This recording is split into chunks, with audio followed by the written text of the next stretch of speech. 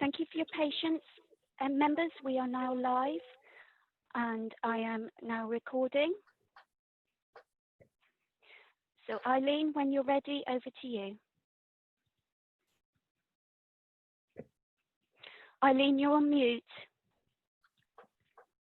Oh.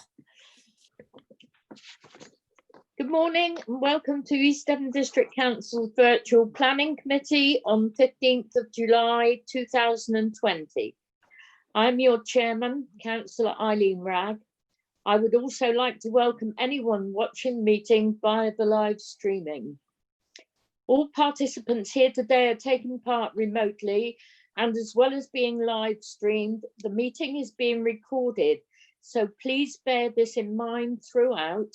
And may I remind you to be careful with your language, as I will with mine. May I also remind members that the Code of Conduct applies throughout this meeting. We also reserve the right to remove and disconnect any participant who is disrupting the meeting by whatever means. As this planning meeting is dependent on internet connection and a power supply, in the event of a break in the internet connection or power cut, please bear with us as we try to reconnect.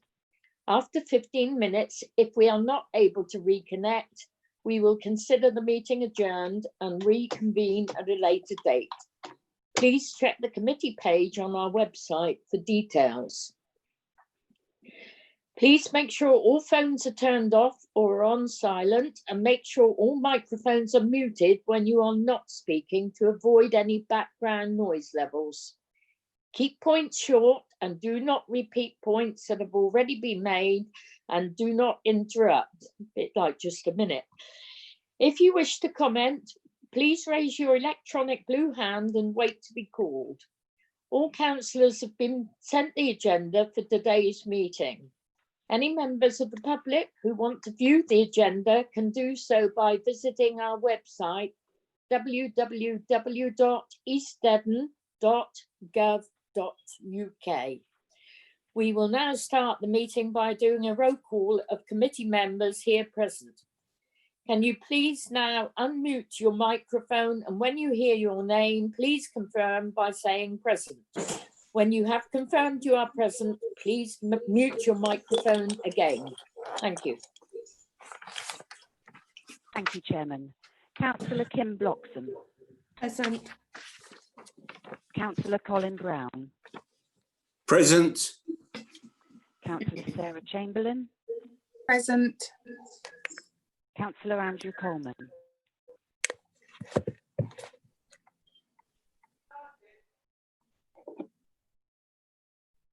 Councillor Coleman? Apologies. I think he sent Councillor apologies. Coleman. Okay. Councillor Ollie Davey. Present. Councillor Bruce Desarum. Present. Councillor Steve Gazzard. Present. Councillor Mike Howe. Present. Councillor David Key. Present. Councillor Kathy McLaughlin. Present. Councillor Jeff Pook. Present. Councillor Jeff Pratt. Present. Councillor Phil Skinner. Present. Councillor Joe Wibley.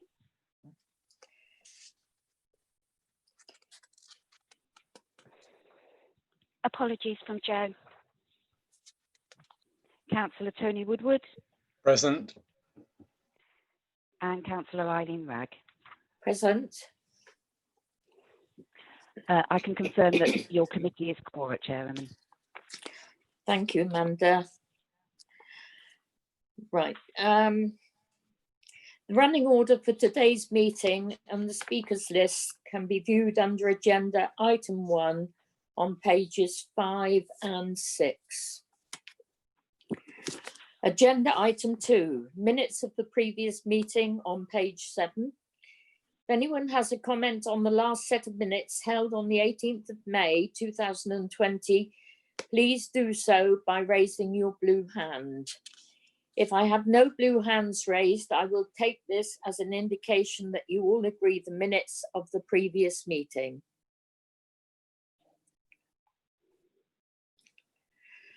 Oh, we have a blue hand from Councillor Pratt. Thank you. Councillor Pratt?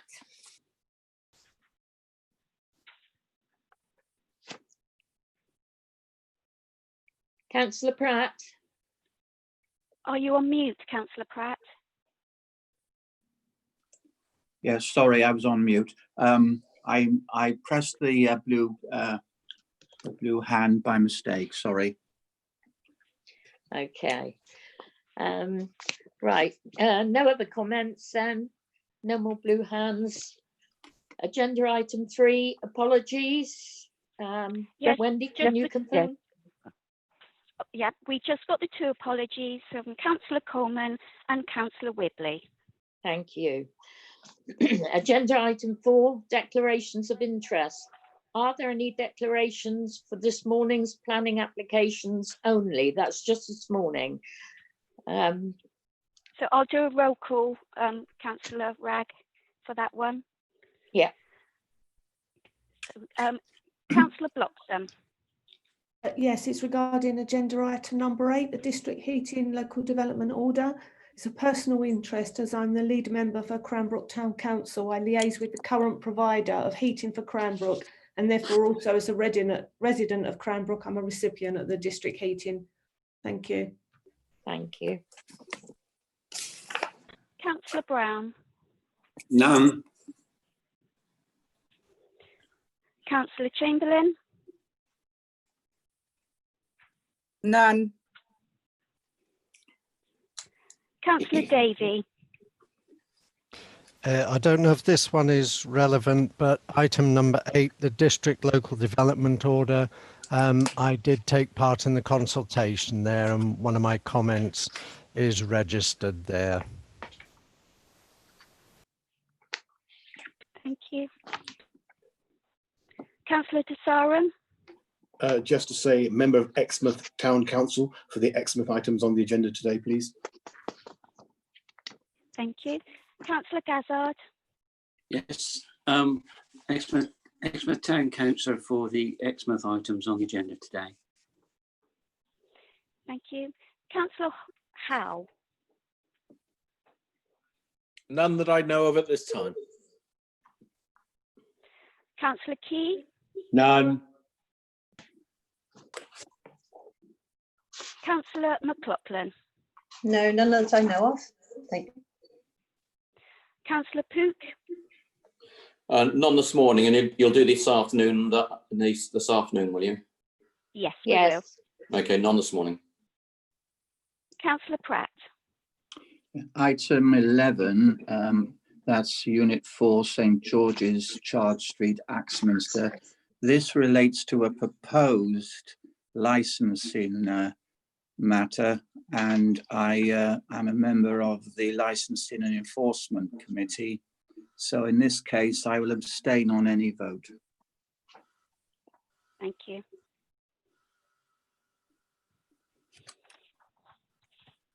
Councillor Skinner. None. Councillor Woodward. None. Councillor Ragg. Yes, I think I should declare a personal interest on item 13, the Exmouth Tidal Defence Scheme. A few years ago, I think it was until 2017, I was a member of the South West Regional Flood and Coastal Committee, which put the scheme forward with the Environment Agency.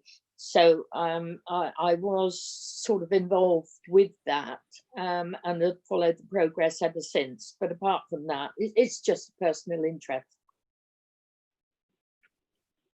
Thank you. That's the end of the declarations. Thank you. Agenda item 5, matters of urgency, there are none.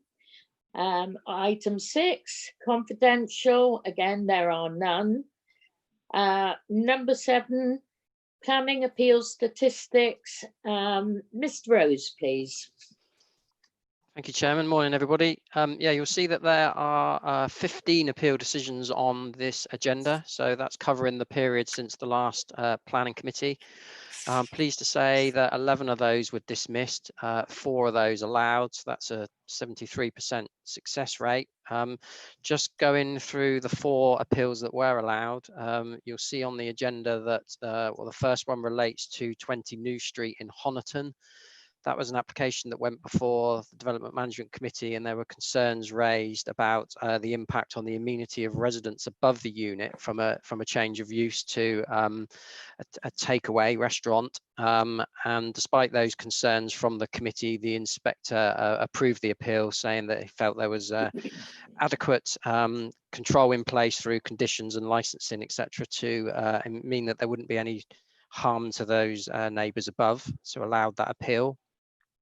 The second one relates to 62 to 64 New Street. Again, that was an application before Development Management Committee, and there were concerns about extensions that had been carried out to that unit, some carried out without permission, and the impact that that would have on the street scene and the amenity of the surrounding residents.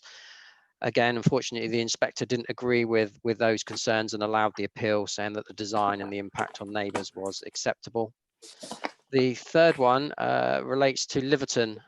So again, application before committee where members of that committee were concerned in relation to climate change about allowing a gas-powered energy plant at Liverton, and the fact that as it was reliant on fossil fuels, they didn't feel that that was something that we should be supporting, given that we'd made a climate change declaration. But you'll see the inspector allowed the appeal on the basis he felt that this facility would support the transition to a low carbon future by allowing this sort of reserve energy facility to kick in when solar and renewables weren't able to produce enough energy to meet the demand of the country. But it is an interesting appeal, and it does show that inspectors are now moving towards giving more weight to the climate change emergency and addressing that, even though they didn't agree with it in this case. And the fourth appeal relates to a site in Newton Popperford. It was refused under delegated powers because we felt it was too far detached from the services and facilities at Newton Popperford to be sustainable. But the inspector felt that it was close enough within walking distance, albeit down unlit country lanes, to be a sustainable development, and allowed it under our policy D8, which allows the conversions of existing buildings near to settlements to residential use. Thank you. Thank you. Thank you, Chris. Item 8, District Local Development Order. Chris. Thank you, Chairman. Yeah, so you've got a report in front of you where the resolution is to adopt this local development order for a district heating network across the west end of East Devon. So you'll see attached to the report, there's a map that shows that this relates to the west end. So around Pinhoe, Sky Park, Cranbrook, around that area. And the local development order is an order that the council can put in place that in effect grants planning permission, or at least a speedy planning process for certain types of development. So in this case, it's seeking to allow piping and very small facilities that would allow district heating to take place across that area. So it makes some work, such as putting some piping underground, not require planning permission, and it requires other works where it meets some of the conditions to have to go through a speedy process and get us details, for example, on impacts on trees, etc. So this follows on from the designation of the enterprise zone, and since its designation in 2017, there was a requirement as part of that to bring forward local development orders. So this is part of that. And there's a similar local development order in place in Exeter that this one would link into across the border. And that's because we have an energy centre at Sky Park, and hopefully more to come. And in Exeter, there's a Moncton energy centre that's being commissioned and built out.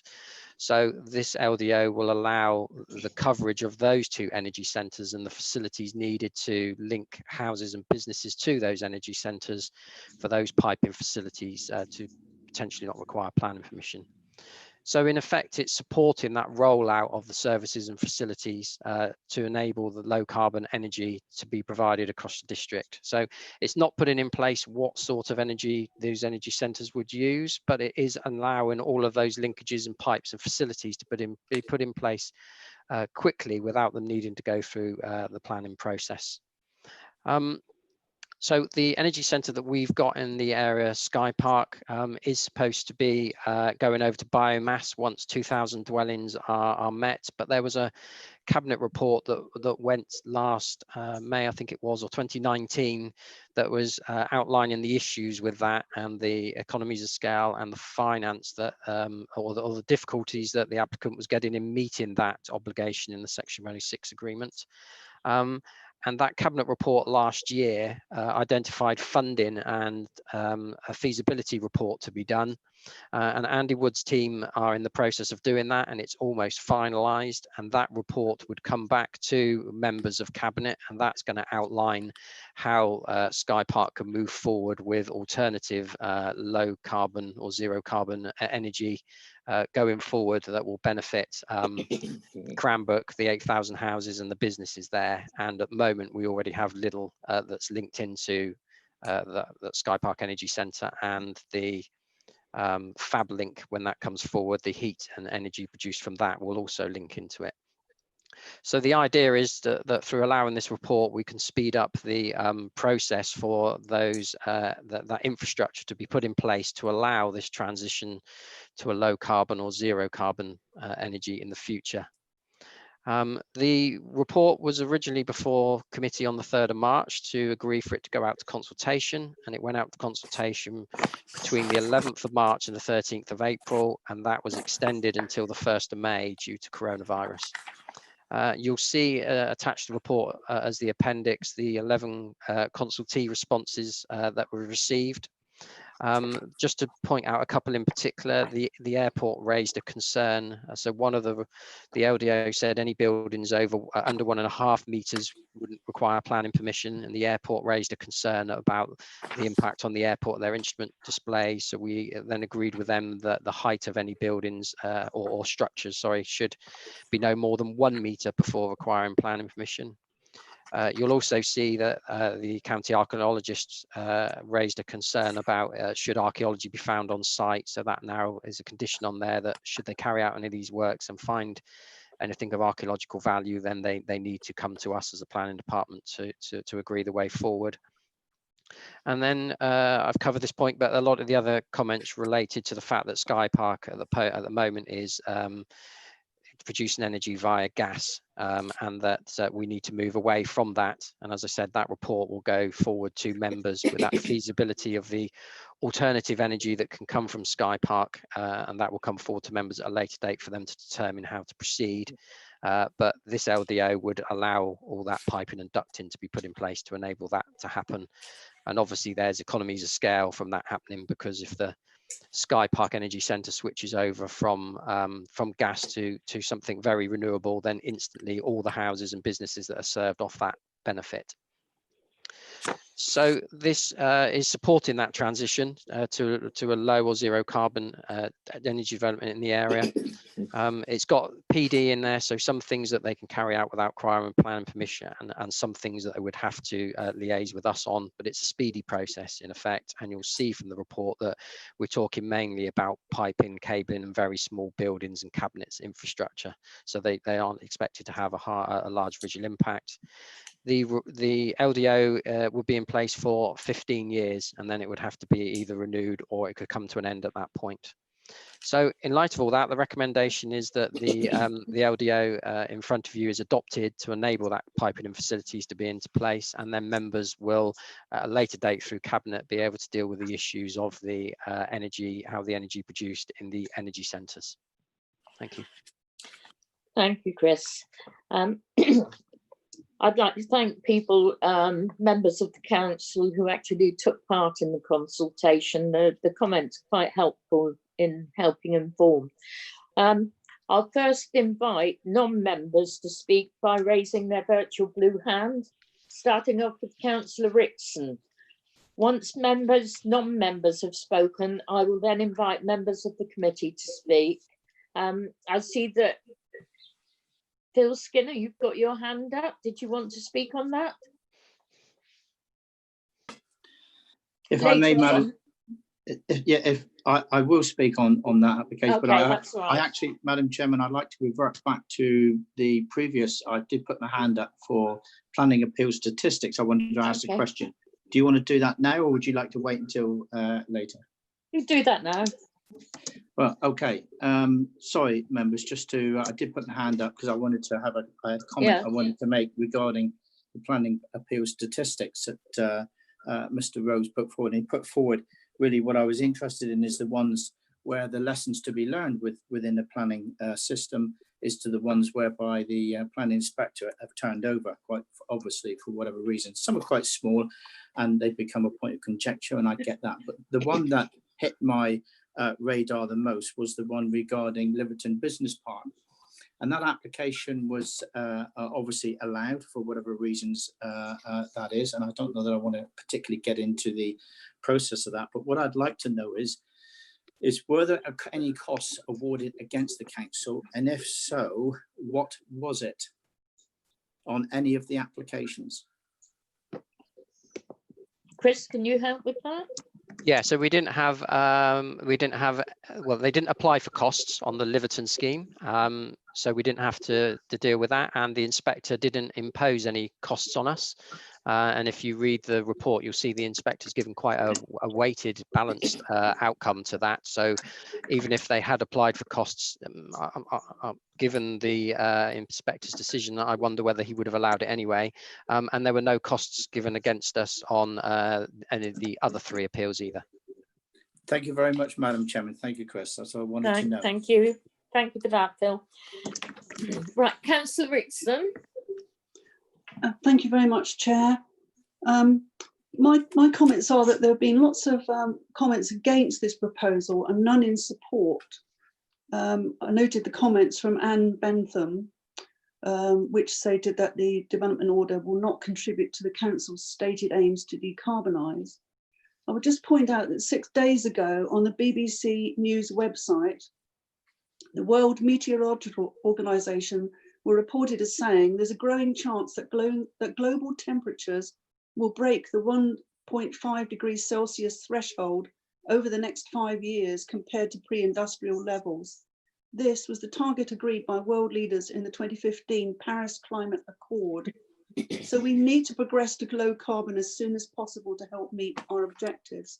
Until there is a change, this scheme will still be reliant on gas, a fossil fuel, which is out of kilter with our stated climate or carbon reduction aims. In my own view, future developments should instead be providing passive house design homes, which will be energy efficient, using renewables such as solar power and battery storage or heat pumps. Instead, until we have a date confirmed for this transition, this scheme will guarantee income to one of the major energy providers whilst condemning future residents to higher fuel bills. For these reasons, I'm very unhappy with this application, but will obviously leave it to the committee to determine whether it should be refused or passed with conditions with regard to the timescale.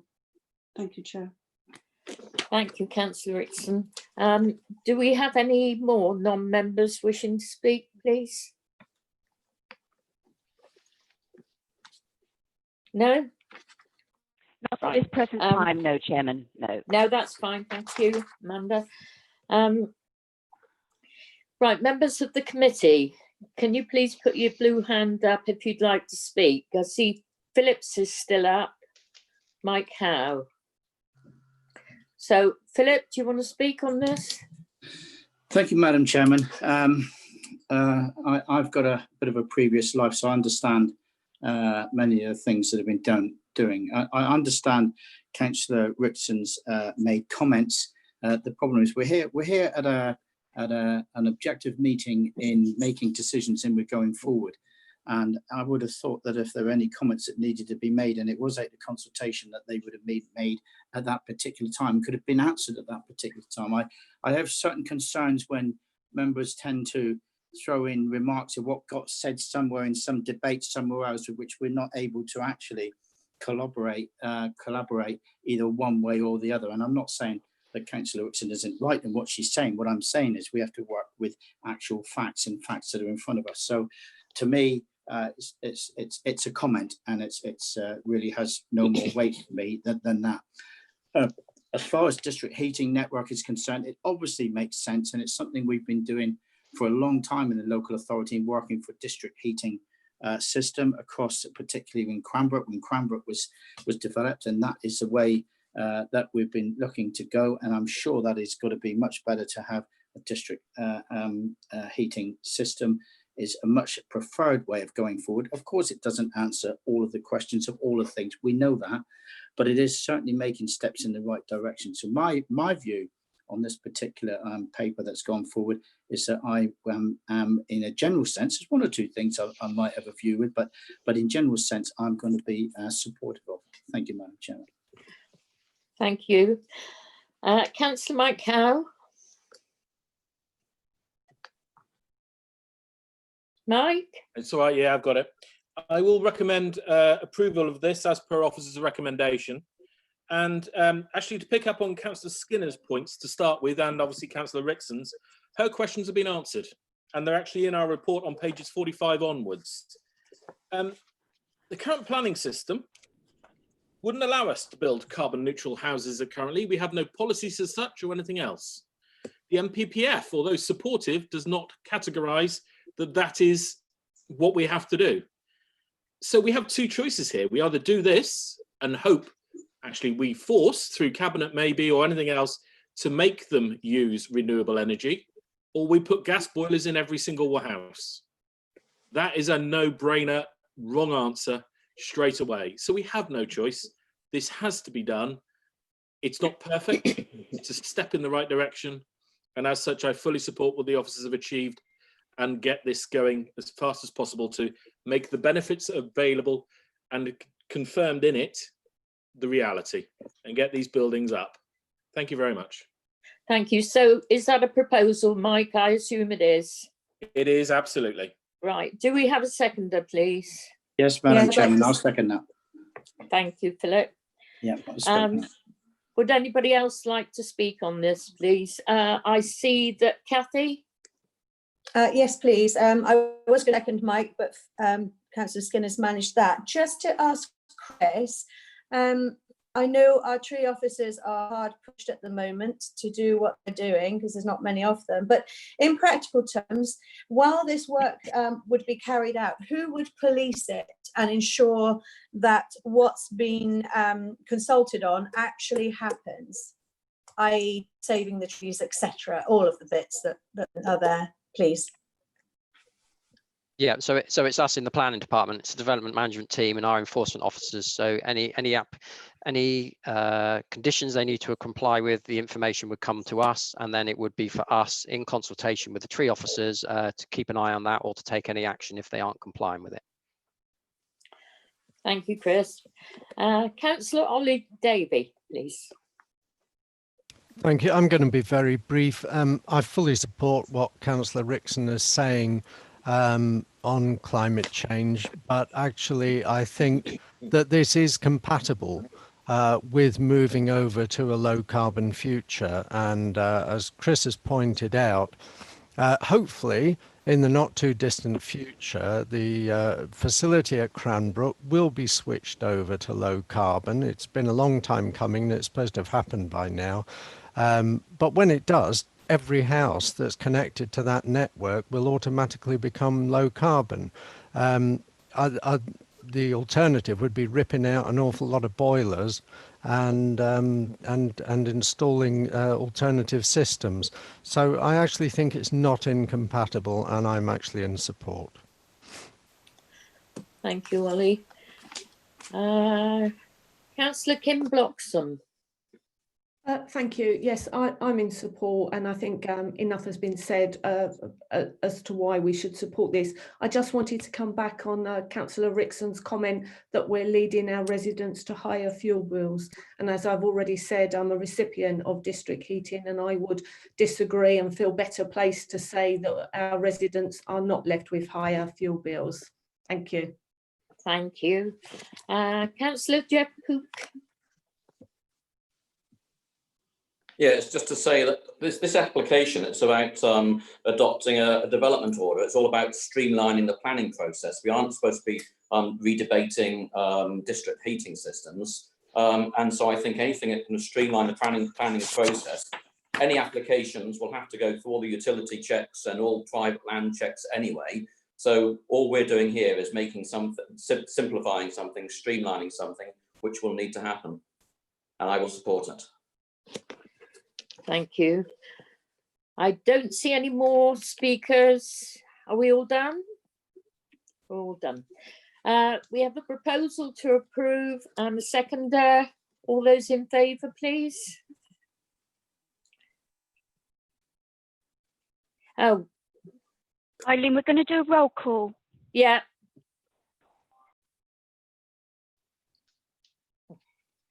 Okay, so Councillor Bloxham. Support. Sorry, could you repeat that? Support. Support. Right. Councillor Colin Brown. Support. Councillor Sarah Chamberlain. Support. Councillor Andrew Coleman. Oh, he's not here, I beg your pardon. Councillor Ollie Davey. For.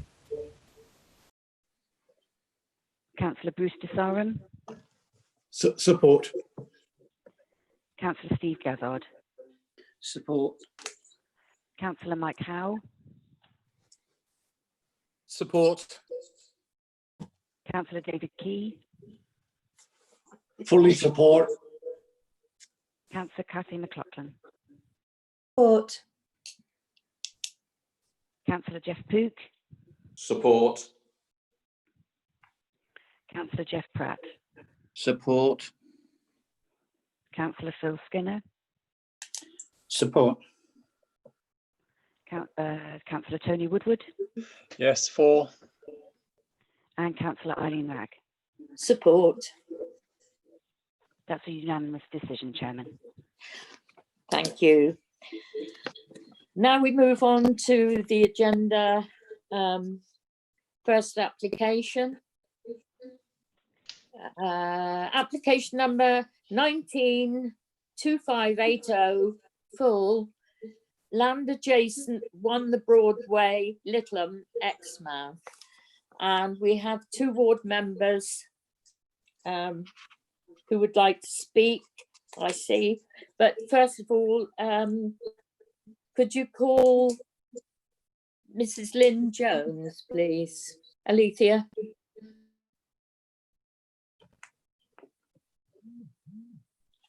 I'm just letting her in now. Thank you.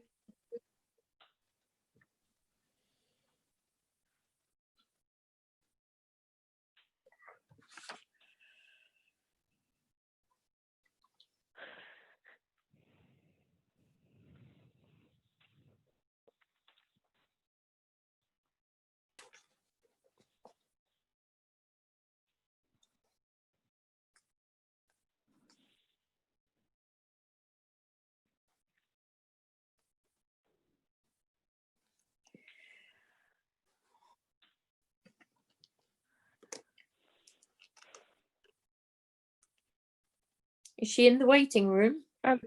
No, she should be in the meeting.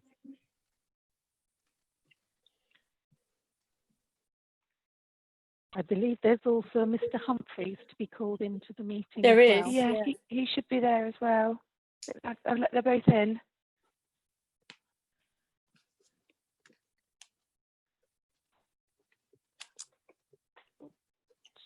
So they're muted at the moment. Let me just unmute them a moment.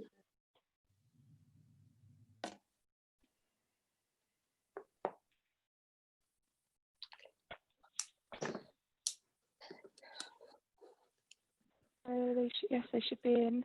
I can see everybody. Morning, Mr. Humphreys. Oh, morning, Miss Ragg. How are you? I'm fine, thank you. Good. You? Yeah, no, good. All good, thank you. Good, good. This is all a bit strange, Yes, but maybe the new norm, Eileen. I think it'll be a new way of working, Paul. Yes, yes. Yeah. Is Mrs. Jones in yet? I'm here, Oh, hello. but I Good can't morning. see my picture. Well, you know what you look like. All right. Okay. Right, who'd like to go first then? I think it's for me to present first, isn't it, Eileen? I think it is, yeah, usually. Let me share my screen with everybody. Has That should somebody have- got the timer on, please? Yes, I'm just doing that now. Well, I'll Yeah, after Chris has presented. yeah, I'll do the short introduction and then we can go on Okay. to the speakers. Yeah, go Yep. on, Chris. So this is an application at land adjacent to 1 the Broadway. Yeah. So we can see on the screen the location here. So this site that's outlined in red. So this is number 1 the Broadway, and this is the adjoining property that Miss Jones lives in. And as I say, it's an application here for a new dwelling and access off Salterton Road. And so this is the existing layout of the site. There was previously an office building at the back, and this is the proposed layout. So you can see the footprint here for the new dwelling that's proposed to go in, new access off the front with a parking turning area. And again, just to point out, Mrs. Jones's property is here. So these are the floor plans for the property. The application's in front of you because there's an objection from the ward member. And so we've got a ground floor, a first floor, and then there are 2 bedrooms and a shower room within the roof. And then you can see there are some roof lights that serve that.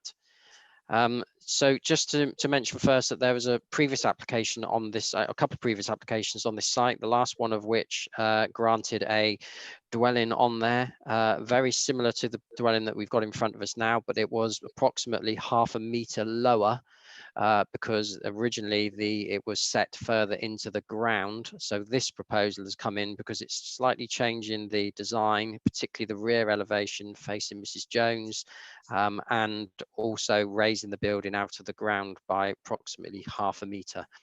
That previous application hasn't been implemented because they built this one higher. So therefore this is partly retrospective, as you'll see from the photos in a minute. The foundations to the building and the lower floor have been put in. But as consent's been granted for a dwelling on this plot in a very similar location, that principle of development is acceptable.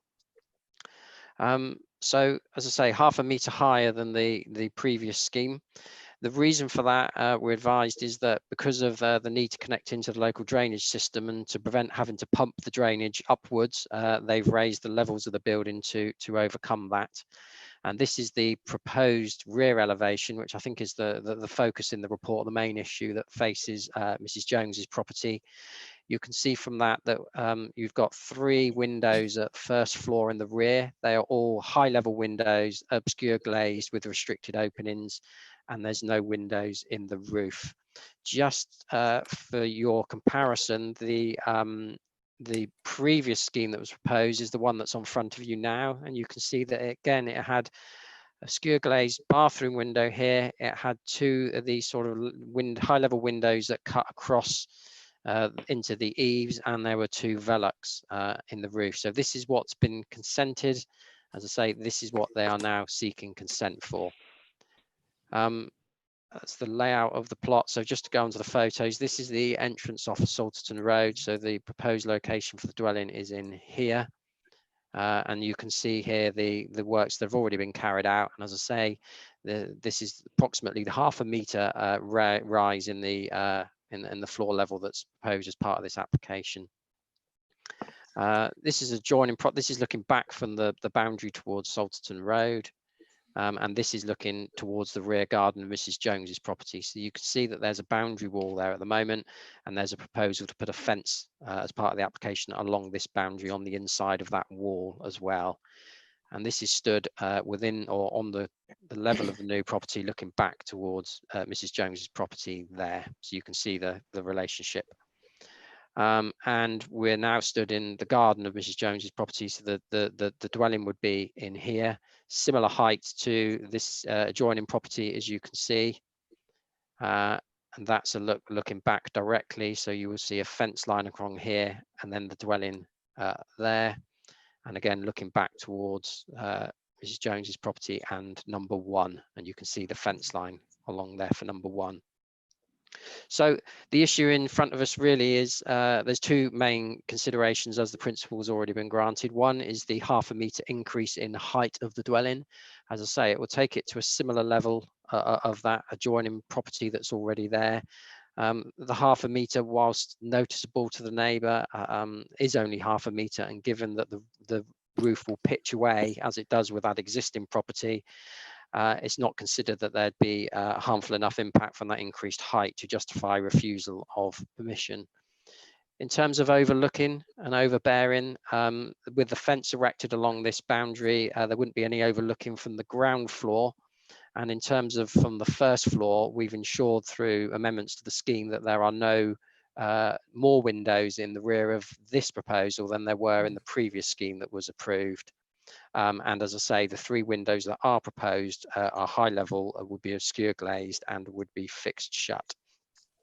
I should point out that hopefully this photo shows that you can see that the adjoining property of Mrs. Jones is about 1 metre lower than the application site. So members do need to be aware of that, and we've taken that into account in assessing the report. So in summary, we feel that the ½ metre increase, whilst noticeable to the neighbour, given that the roof will pitch away and it won't be dissimilar to the adjoining properties, will be acceptable and not harmful enough to refuse. And we feel that with no greater number of windows and conditions in the rear to ensure that they're obscure glazed, high level and fixed shut, that will protect the amenity of the adjoining neighbour as well. So given that, we are recommending approval of the application. Thank you.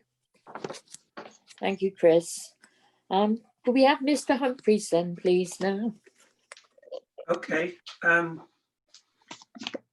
Thank you, Madam Chair and fellow councillors. So I would like... I'm so sorry. I do apologise for butting in, but it is normal for the objector to speak first and then for the agent to speak. And as Mrs. Lynn Jones is speaking against the application, the convention is for her to speak first. Okay, then Mrs. Jones.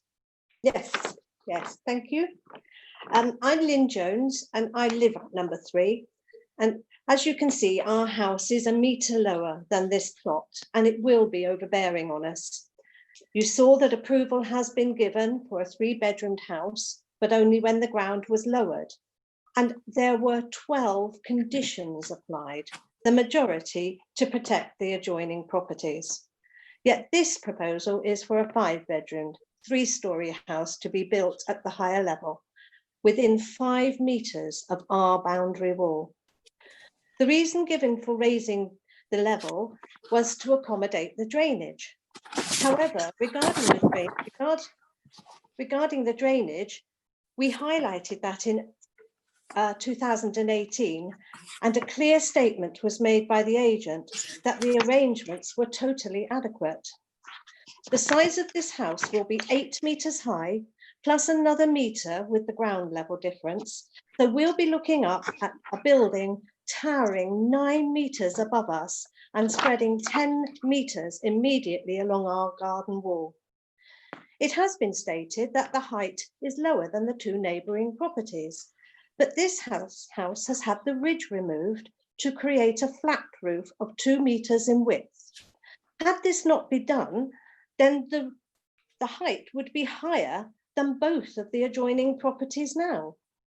Can you tell me, is this truly in keeping with the local area? The red plan on the printed agenda is misleading as it shows the whole splayed area as part of this development, whereas on the existing proposed plan, as you've seen, it is only one side and one gate, the other half belonging to the existing property. There are no details on the shared double-gated entrance. If approved, whilst under construction, neighbouring properties will be unable to enjoy their own outside amenity areas without being totally overlooked for the whole construction period. Can I please ask why there is no requirement to provide privacy hoarding? The whole of our rear garden will be overpowered by buildings running the whole length and will be overbearing. Everyone who's visited our garden says the same. They cannot believe that it's even being considered.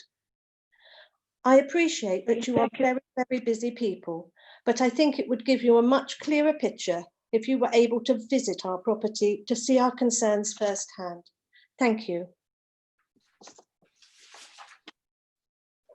Thank you. Right, Mr. Humphreys, please. Thank you, Madam Chair and fellow councillors. So I'd like to point out that the application has been as a result of extensive dialogue between the officers and our practice, for which we're very grateful. This has included changes to the reduction in the size of the windows to the rear elevation, the raising of the window sills, the removal of the roof lights to the rear elevation. Simply put, there is no overlooking and nor is it overbearing. Ultimately, this process has resulted in support for the application and a recommendation of approval from your officers, and I quote, "Whilst any increase in height of the building will have some impact on the character of the area and potential to affect the amenity of neighbouring residents, in this instance, it is not considered that the additional impact arising from the proposals over that previously granted permission would be unreasonable within the street scene, or that of the proposed alterations would be unacceptable in terms of impact on the residential amenities of adjacent properties. As such, the application is supported." Furthermore, the concerns in respect of the differences between the previously approved planning applications and the current proposal are noted. However, this is an independent and unrelated application which must be considered on its individual merits. In this respect, the proposal alterations to the design of the dwelling, levels of the site and proposed access arrangements are considered to be appropriate within the context, subject to a number of conditions to protect the amenity of adjoining occupiers. This is a very careful and balanced evaluation of the facts and material consideration by the project, by the officers. The recommendation is subject to 10 conditions outlined in the officers' report. I've consulted with Ed, who is happy to accept all of these conditions. So for the reasons given above, and in the absence of clear and firm reason to go against learned opinion, I respectfully request that the committee approve this application without delay and support the good work and recommendation of your officers. Thank you for the time and opportunity to speak. Thank you, Paul. We have one more ward member to speak, Councillor Hiltway. Is he there? Yes, I'm here, Chair. Thank you. Thank you. Go ahead. Right. Okay, thank you, Chair. Yes, I'm speaking to the committee today on behalf of this application at 1 the Broadway, Littleham, Exmouth. Last year, in connection with the previous planning application, 191447 FUL for this site, I was invited to visit both properties at both at numbers 1 and number 3 the Broadway. During these visits, I became aware that while a new development on the land at number 1 the Broadway was appropriate, any such development at this site could have an impact upon surrounding neighbourhood properties due to the difference of the levels between the properties, and this then could be contrary to policy D1 section 2 in terms of height and fenestration from the Least Devon local plan, and the photograph now on screen does illustrate this issue. The application before the committee today was submitted in December 2019. One design feature of the proposal was to raise the dwelling height approved previously by 470 millimetres. By proposing to raise the height of the building, this would, in my view, be a material consideration, as it would exacerbate the situation in respect of overlooking and loss of privacy for neighbouring properties. This is why I have opposed this application. This view was also shared by the Town Council Planning Committee, whose views are also stated in the committee report. I note in the committee report that officers have recommended that conditions be applied to address these concerns. Have these conditions recommended been sufficient to overcome the material considerations of loss of privacy and overlooking with this application? I'm not sure if they have. For example, the 2.1 metre fence that has been recommended by officers, is it intended that this fence form a full and unbroken boundary between numbers 3 the Broadway and both number 1 and the proposed new dwelling? May I suggest that the committee make a site visit to further ascertain the facts? You will also see from the officer's report that there has been an overlap between previous planning applications with certain conditions from 18-1582 FUL and 19-1447, which are being reinstated for this application. The officer's report also notes the complex history of planning applications on this site, and this may have contributed in part to the contentious nature of the present application. I therefore feel that it is appropriate that this application should be brought before the committee for determination. Finally, I reserve the right to amend my views when I have the full facts of this application placed before me. Thank you, Chair. Thank you, Councillor Hookway. Councillor Skinner. Thank you, Madam Chairman. I've listened to all sides of this report. I've read this report with great expediency on the fact of seeing what it is. I'm actually going to move the recommendation for approval. I don't think there's much more to add to this. It's quite clear what the reasons are, and I don't think there's, in my view, there's not much more to be said from my point of view anyway. I'm going to move the recommendation for approval, Madam Chairman. Thank you, Councillor Skinner. Is there a seconder, please? Yeah, Councillor Key will do it. Thank you. We have 2 more speakers so far. Councillor Desarum. Yes, thank you, Madam Chair. Firstly, I'd like to mention that I'm familiar with some of the arguments put forward, both for and against this proposal, as it lies within Littleham. Secondly, it should also be noted that this application before us is an independent and unrelated application to the previously approved planning applications, so we must consider it on its individual merits. Turning to the application, we know that the site consists of part of the rear garden formerly associated with number 1 Broadway, and it could be argued that it fits with the pattern of surrounding properties, as the report indicates, where it notes that the increase in the ridge height is not considered to be so significant as to have a material impact on the character and appearance of this part of Salterton Road. Furthermore, there have been other applications for back garden developments in Littleham which have been approved, for example, 19/1258/MFUL, which I'll go on to mention in more detail later on. Concerns have been expressed about the rear windows and the height of the building, leading to overlooking and loss of privacy. I will deal with these issues as follows.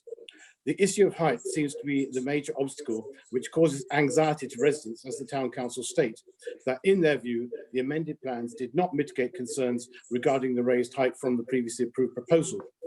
However, as was touched on earlier, we must consider the application on its merits. So if we turn to the report, it clearly states it is recognised that the proposed dwelling will result in a perception of being overlooked for the occupiers of number 3. However, it then goes on to say that the additional impact arising from the amended proposals is not considered to be unreasonable or such that it would render the proposal unacceptable. So for this reason, the problem of height is set out, as we can see, that it's a perception issue, which is not a valid planning reason to object. The windows issues are also dealt with, as the report indicates, as it notes that the proposed development has 3 high-level windows, 2 of which are obscure glazed to the rear first floor level, with no roof lights facing number 3. In fact, planning guidance suggests that potential privacy issues can often be designed away, either by careful arrangement of rooms or either by the use of obscured or high-level glazing to prevent views in a particular direction. For example, with a side garden plot, it often pays to have obscured landing and bathroom windows on the flank elevation closest to the neighbours. Therefore, in this case, the report indicates that the privacy issues have been addressed, as it goes on to say that 2 high-level windows are proposed within the side elevation of the proposed dwelling, which will not facilitate any overlooking or loss of privacy for the occupiers of the existing property. Therefore, to conclude, I think that the report has dealt with most of the objections, and I note that in actual fact, members can see from the report, one of my fellow ward members has argued that overlooking and loss of privacy are important issues relative to this application, but they note that the latest amendments have gone some way to address these concerns. In fact, the report itself concludes by saying that whilst any increase in the height of the building will have some impact on the character of the area and potential to affect the immediate neighbouring residents, in this instance, it is not considered that the impact arising from proposals would be unreasonable. In actual fact, in plain terms, as I touched on earlier, the principle of back garden developments was established by the very recent application 191258, where it stated that whilst the scale of the proposed building would be larger than the existing dwelling and those close to the site, it is not considered to be detrimental to the visual amenity of the area, given that it is set into the boundaries of the site on a large plot. It is designed with a central flat roof to minimise its height and retains a traditional appearance. Therefore, Madam Chairman, I must finally conclude by saying, having listened to the various arguments both for and against, I would, based on these facts, support Councillor Skinner and Councillor Key's approval of this application, as it would be keeping with both planning policy guidance and that of our very own Exmouth Neighbourhood Plan Policy EN1, as it says, development will only be permitted where it would not harm distinctive landscape, amenity, environmental qualities within which it is located. To my mind, the arguments put forward in this report have confirmed that this application would not cause harm to its surroundings and therefore should be approved. I do think that the vision issue as raised by one of the objectors of privacy hoarding, and I think that perhaps one of the Councillor Rose, whatever, Chris Rose will be able to deal with the issue of privacy hoarding. But apart from that, I wish to fully endorse what Councillor Skinner and Key have said.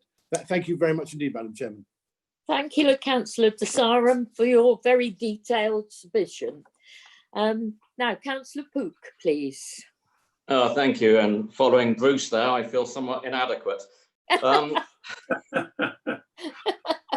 just like to express my frustration, I'm sure many councillors, of when we see retrospective applications coming in.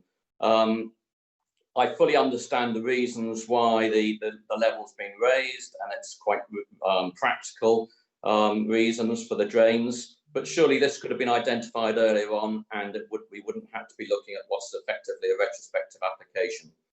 However, the principle of development has been accepted in that position, and the relatively small increase in height, I believe, is acceptable, and all the overlooking objections I feel have been addressed. So, with the proviso that I get frustrated when I see retrospective applications coming in, I'll support the application. Thank you, Councillor Pook. I don't see any more blue hands, so I assume nobody else would like to speak. So it's over to Shirley Shaw, please, to confirm the proposed recommendation. I believe Chris Rose wants to come back on the issue of the height of the fence. Okay. Before we go. Mr. Rose. Yeah, thank you. Just to confirm that as part of the application, the 2.1 metre high fence that would run along the applicant's side of this wall would run along the whole boundary, so the whole of that rear boundary of the plot with number 3. So I think there was a question asked by Mrs. Jones and Councillor Hookway. So just to confirm that it would run along the whole of that boundary. Thank you. Thank you. Right, over to you, Shirley. Good morning, members. You have before you a proposed and seconded recommendation, and there's 2 elements to this recommendation. First is that the Habitat Regulation appropriate assessment forming part of the committee report be adopted, and also that the application is approved with the conditions as listed in the report. If you could please, when your name is called, please give support, against or abstention. Thank you, members. Right, Councillor Bloxham. Support. Councillor Brown. Approve. Councillor Chamberlain. Support. Councillor Davey. Support. Councillor De Sarum. Approve. Councillor Gazzard. Support. Councillor Howe. Approve. Councillor Key. Approve. Councillor McLaughlin. Approve. Councillor Pook. Approve. Councillor Pratt. Approve. Councillor Skinner. Support. Councillor Woodward. Against. Councillor Ragg. Support. Thank you. So with only one against, application 19/2580/FUL is approved. Thank you. Thank you.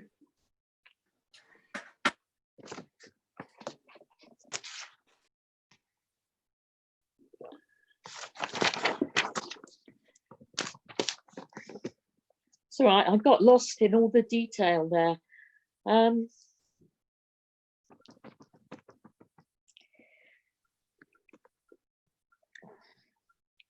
Right, then we move on to the next application, which is 19/2762 COU minor, Unit 4, St George's, Chard Street, Axminster. And there are two members who want to speak, Councillors Hall and Moulding. And there's the applicant agent, Mr. Matthew Dalton Aram. And that's it. So can we call the, we used to do it the other way round at Devon County Council. That's probably what threw me, Shirley. So do we have the agent, or we don't know whether the ward members will object or support? So Councillor Ragg? Yeah. Sorry If it to will interrupt. help.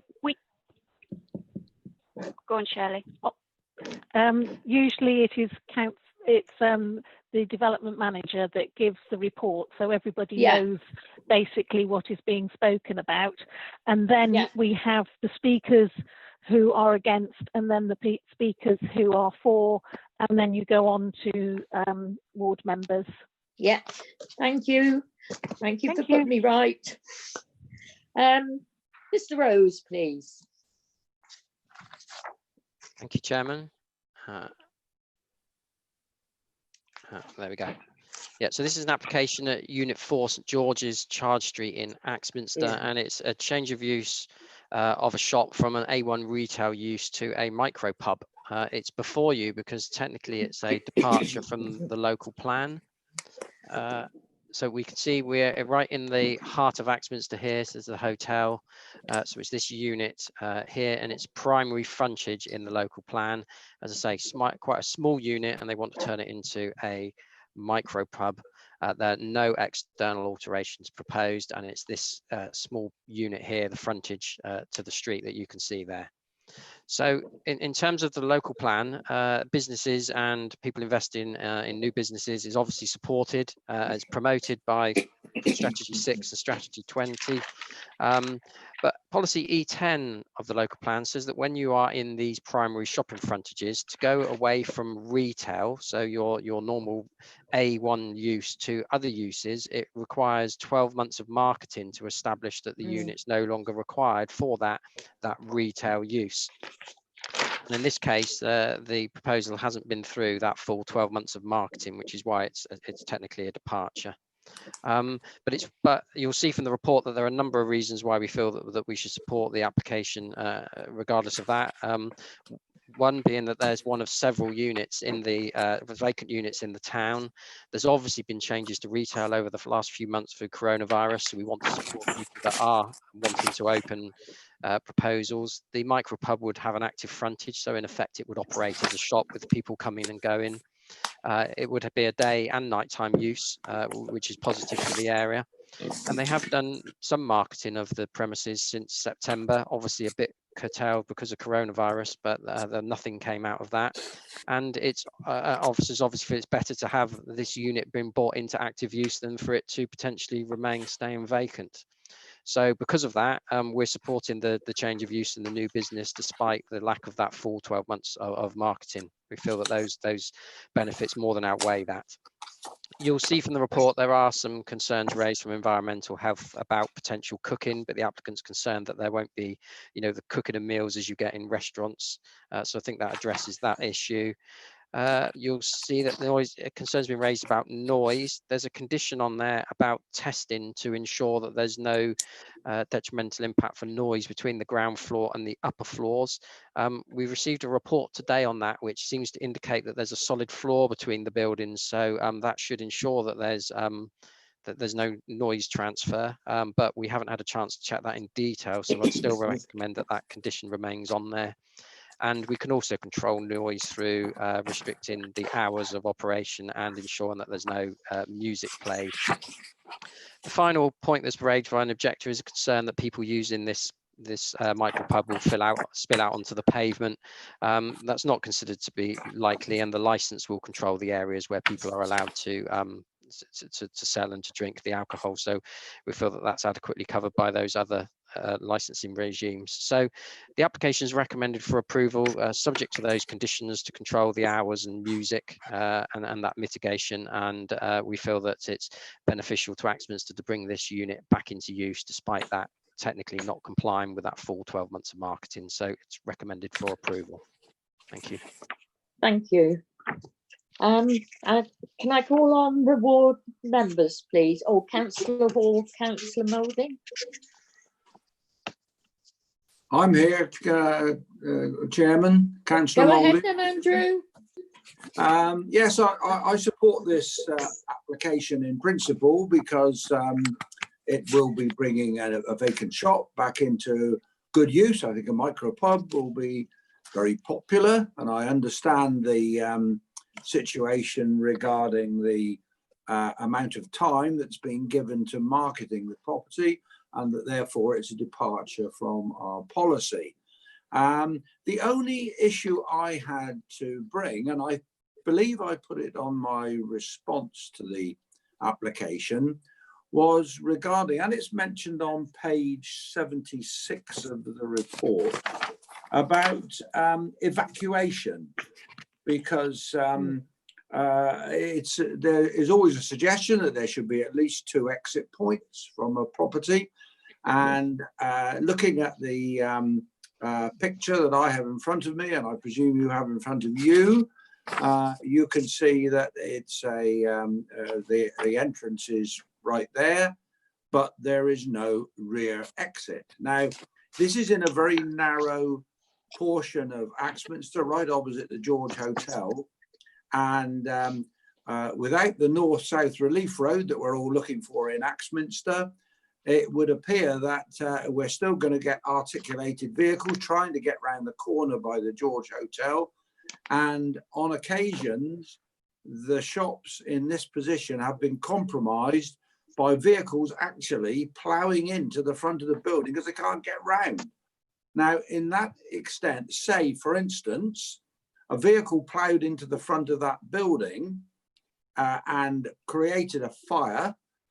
For all the people using the micropub, the proposed micropub, there would be no exit at all for them to get out of the building. Now, that wasn't addressed in the report, and I don't really know why. On all the other environmental issues that were raised, such as food and noise and so on, there was a response to those concerns, but there was no response to the concerns over evacuation. And I'd like some clarity on that, please. Thank you. Mr. Rose? Yeah, happy to come back on that. So yes, so apologies if that wasn't covered in the report. It will be a building control matter in effect, the means of escape, and it will be for them to ensure through any needed and any necessary building control application that the fire escape is adequately dealt with. It might need to be done through fire doors, refuse areas, etc. But it's a matter for building control, not for planning. Thank you. Can I come back on that, Chairman? Chairman, can I come back on that?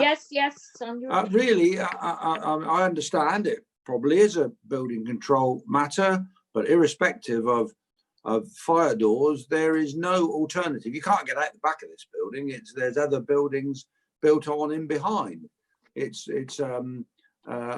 would be no rear exit whatsoever. So, although I am in favour of this application, I think it would be good for the town. I still have a concern, and I'm surprised it is merely a matter for building control and not a matter for planning. Thank you. Can I just raise something on that as well? Because that was something that concerned me as well. The fire officer can advise further on this, but this is a serious concern to the EHOs. That's the Environmental Health Report on page 76. Have any fire officers or have the fire officer been consulted on this yet, please? Chris, can you say? No, they haven't, and that's a process that will be gone through by the building regulations application. I appreciate that it's something that members might think that we could deal with through planning, but you know, you often need two consents to do things, one for planning, one for building control, and potentially in this effect they need a license as well. So it would be building control that would contact the fire department on that. Although I suppose it might be something that the applicant's agent could add to. They might have a bit more information on that. Yeah. Okay, thank you. Councillor Wragg. Yeah. May I interject and ask that you call the agent next rather than the Yes. other ward member? Yes, sure. Okay. Thank you. Mr. Matthew Dalton Aram, please. Thank you, Chair. Can you hear me? Yes. Excellent. Okay. The UK High Street had been struggling and facing difficulties even before the coronavirus pandemic, making it difficult for retail businesses within town centres to remain viable. Axminster has faced similar changes in remaining viable, and several businesses have closed, leaving properties vacant.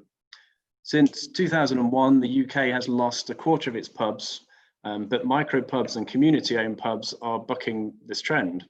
They typically operate in smaller, centrally located premises that are not subject to business rates and have lower operating costs.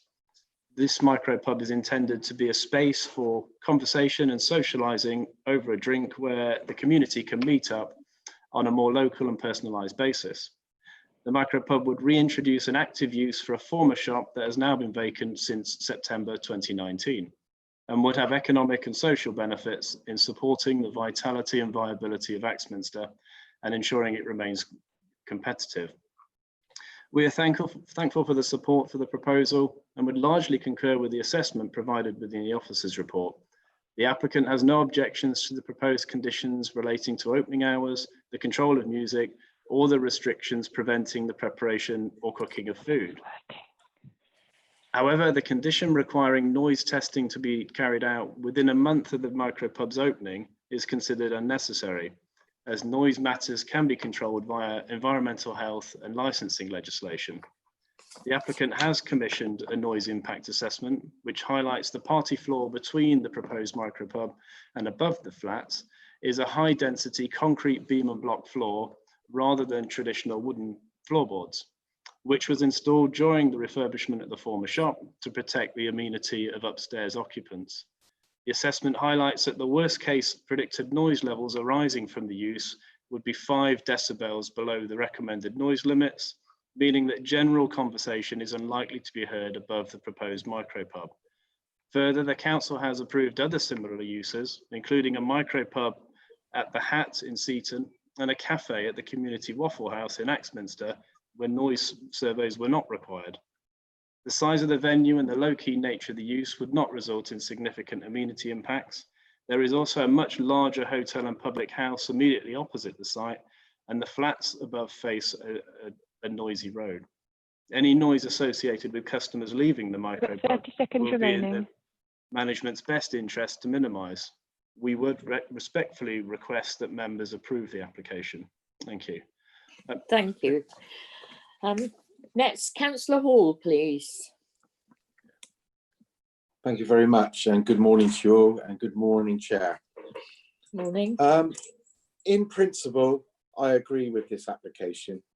In Axminster, we've had far too many units being left empty, and as it's already been said, this one's been empty since 2019.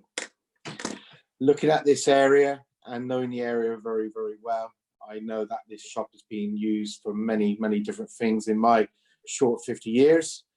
And I absolutely really look to these entrepreneurs to have these areas of a micro pub in around a very, very hopefully busier market town of Axminster, in the near future.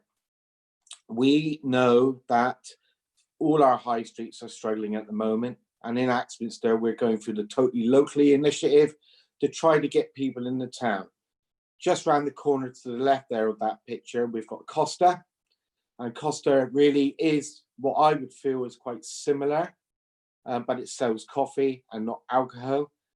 Outside of Costa, you do not have smoking. I wouldn't like to see smoking outside this micro pub because it's quite a narrow pavement as well. And keeping in mind, this would be actually within the day and in the evenings as well. There has been a similar application at the Axminster railway station as well recently, which went down really well with the local public when this was actually in the public domain. But the narrow footpath is a little bit of a concern of me, but I mean, I'm sure with all the controls, what will be put in place, this can be overcome. I would really like to see some sort of a risk assessment when it comes to evacuation, but I think with the support of the local fire officers, that would be able to be overcome. But one thing what has been going through my mind, as I'm sure all of us as elected members, is we are in the pandemic COVID-19. And it would be very important, and it would be really good to hear from the applicant if the social distancing and measures are going to be in place from the word go. Thank you very much for your indulgence. Thank you, Chair.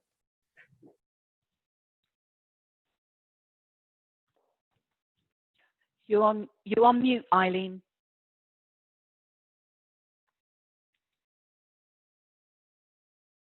You're still muted.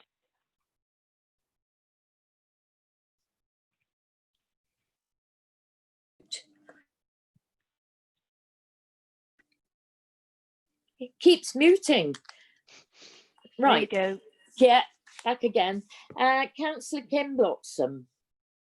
Thank you. I had my blue hand up at the end of the declarations of interest, but unfortunately it got missed. I just wanted to declare a personal interest as Vice Chair of Licence and Enforcement on this one, so I won't be taking part in the vote. Thank you. Okay, thank you. Councillor Skinner.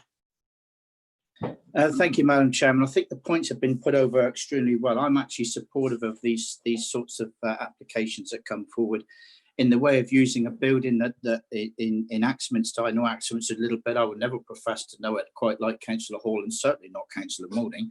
But I do know it enough to say that when you look at an application that says it's going to move an empty shop and the town is evolving, shops need to evolve, somebody is coming to invest money into the town into a way that is a community facility from the point of view that anybody can go in there and have a micro pub. And there's other things that can happen in these small places. They do gym facilities and all the rest of it, and can be all sort of very local as well. So I think that's really, really important, and I'm really supportive of this, and I'm going to move the recommendation of approval, please, Madam Chairman, if I may.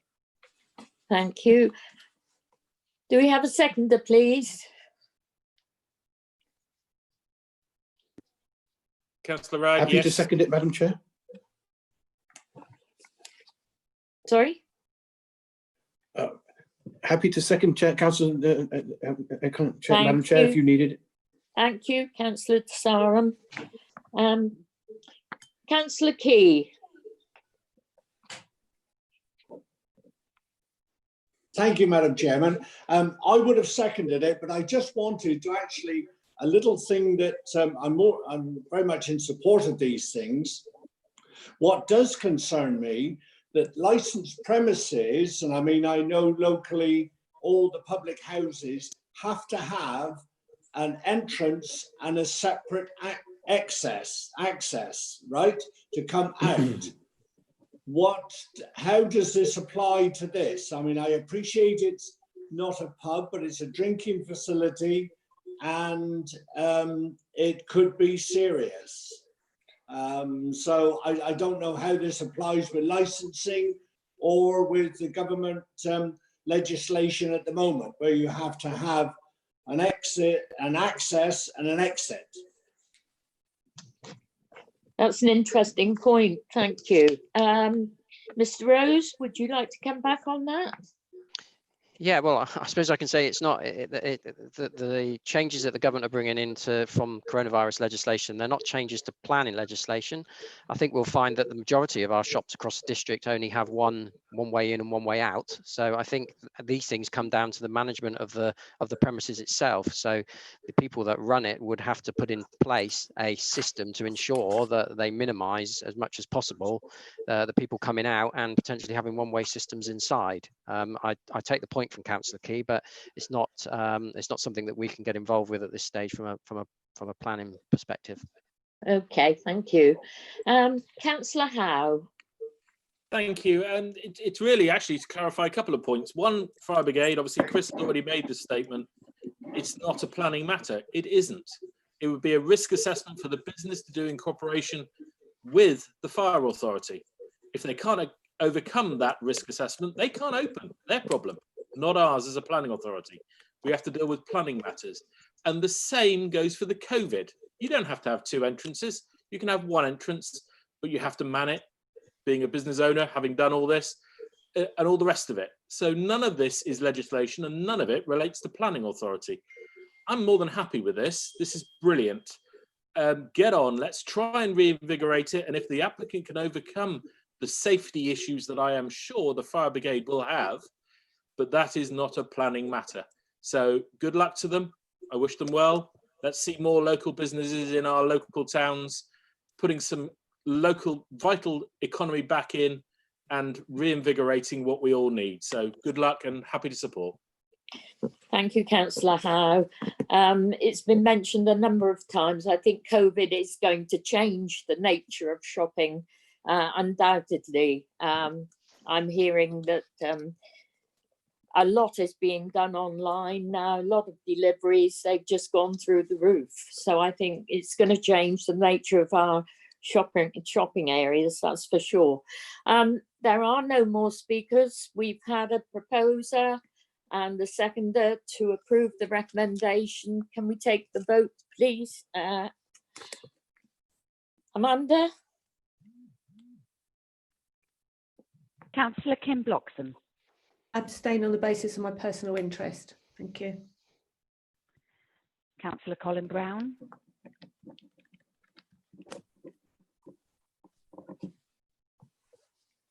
Councillor Brown. I'll come back to you. Councillor Sarah Chamberlain. Support. Councillor Ollie Davey. Support.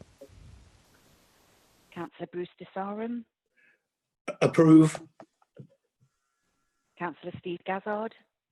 Abstain as a member of the licensing committee. Councillor Mike Howe. Support. Councillor David Key. Support. Councillor Kathleen McLaughlin. Support. Councillor Jeff Pook. Support. Councillor Jeff Pratt. Abstain, a member of the licensing committee. Councillor Phil Skinner. Support. Councillor Tony Woodward. Support. Councillor Eileen Ragg. Approve.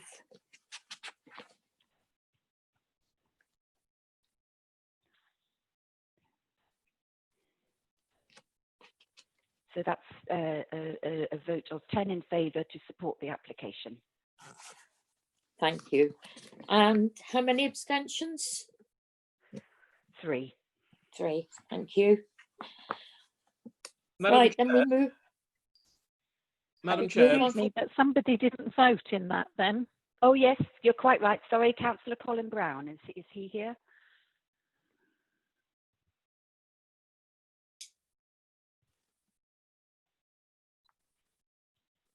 I can't see him on the list. I think he might have had troubles with Zoom. He has. I think the vote is overwhelmingly in Yes, support of it the is. recommendation to approve, Chairman. Yeah. Okay, then we move to the next Madam Chair, application. Hello? Before we move off this, Yeah. could I ask a question of our legal? Because obviously a number of the members are on both licensing and planning. And obviously I understand they have declared, well, not voted on this. but it would be nice to know, because they are two totally different legislative policies and positions, and it would be quite in order for a member of our committee and the licensing committee to take two different views on the two subjects. And I don't believe they should be just abstaining because they're on both committees. They are two totally separate items, and it is quite proper in order for people to take differing views on the two committees. And I'd just like clarity from our legal as to the position and whether they've been recommended to abstain continuously on these things, or, and I'm quite happy if it's an individual choice sort of thing, but it would be nice to have the legal position. I think that's helpful, Mike, because the same thought crossed my mind, because that means that any licensed premises that comes up, or there'll be a significant number, I think 4, who won't be able to vote. So Shirley, could you advise on that, please? Yes, I'm more than willing to. Yes, as Councillor House says, these are both completely separate legislative committees, and members may vote in both. However, they need to make sure that in considering one legislative regime and the other legislative regime, they don't say or give any indication that they are predetermined or biased, which may be the case in discussions. I have not advised in relation to these two committees and to declarations of interest. That's all I can advise. Thank you, Shirley. That's helpful. Councillor Skinner, your hand is up still. Yes, I'm glad Mike raised it, actually, but Councillor Howe raised it, because it was the same for myself. It is two absolutely different issues, and Shirley's absolutely pointed out, and thank you for that, because they don't actually overlap. And if we're going to have this, there could be an application come up which could be really quite contentious. And it could be that those members are going to be out of the Labour, 4 members of 15. But that's quite a percentage, really. And I think we need to get this clarified up. I absolutely understand members not wanting to conflict themselves in any shape, way or form. Fully get that, understand it, all on board. But we really need some advice from the officers to give a clear steer about what that is. And I think Shirley has actually exemplified it excellently. And I think they need to take it from that position. And I think they should be voting on planning issues, by the way, and not have the licensing committee getting in their way. Thank you. Thank you, Philip. Hello, I'm back now. Oh, too late, Colin. We've taken the vote. My internet went down. Yeah. Okay. Right, next application. What's the result? Approved. Right, thank you. Thank you. Application 192246 full. Honiton St Michael's, land to the rear of 102 High Street, Honiton. And we have Mr. Mitch Cooper and Councillor Phil Twist who wants to speak. So could we have Mr. Mitch Cooper, please? Chairman, can I just say that Councillor Rose should be presenting the matter? Oh, so I'm that sorry. everybody's I'm sorry. aware of the item. I'm so keen to give you an easy life. I'm happy with that. Sorry, Chris. That's okay. Give your presentation. I can see that Councillor Twist is in the call. Is Mr. Cooper there? Do we know? He is in, yes. He is, good. Okay, thank you.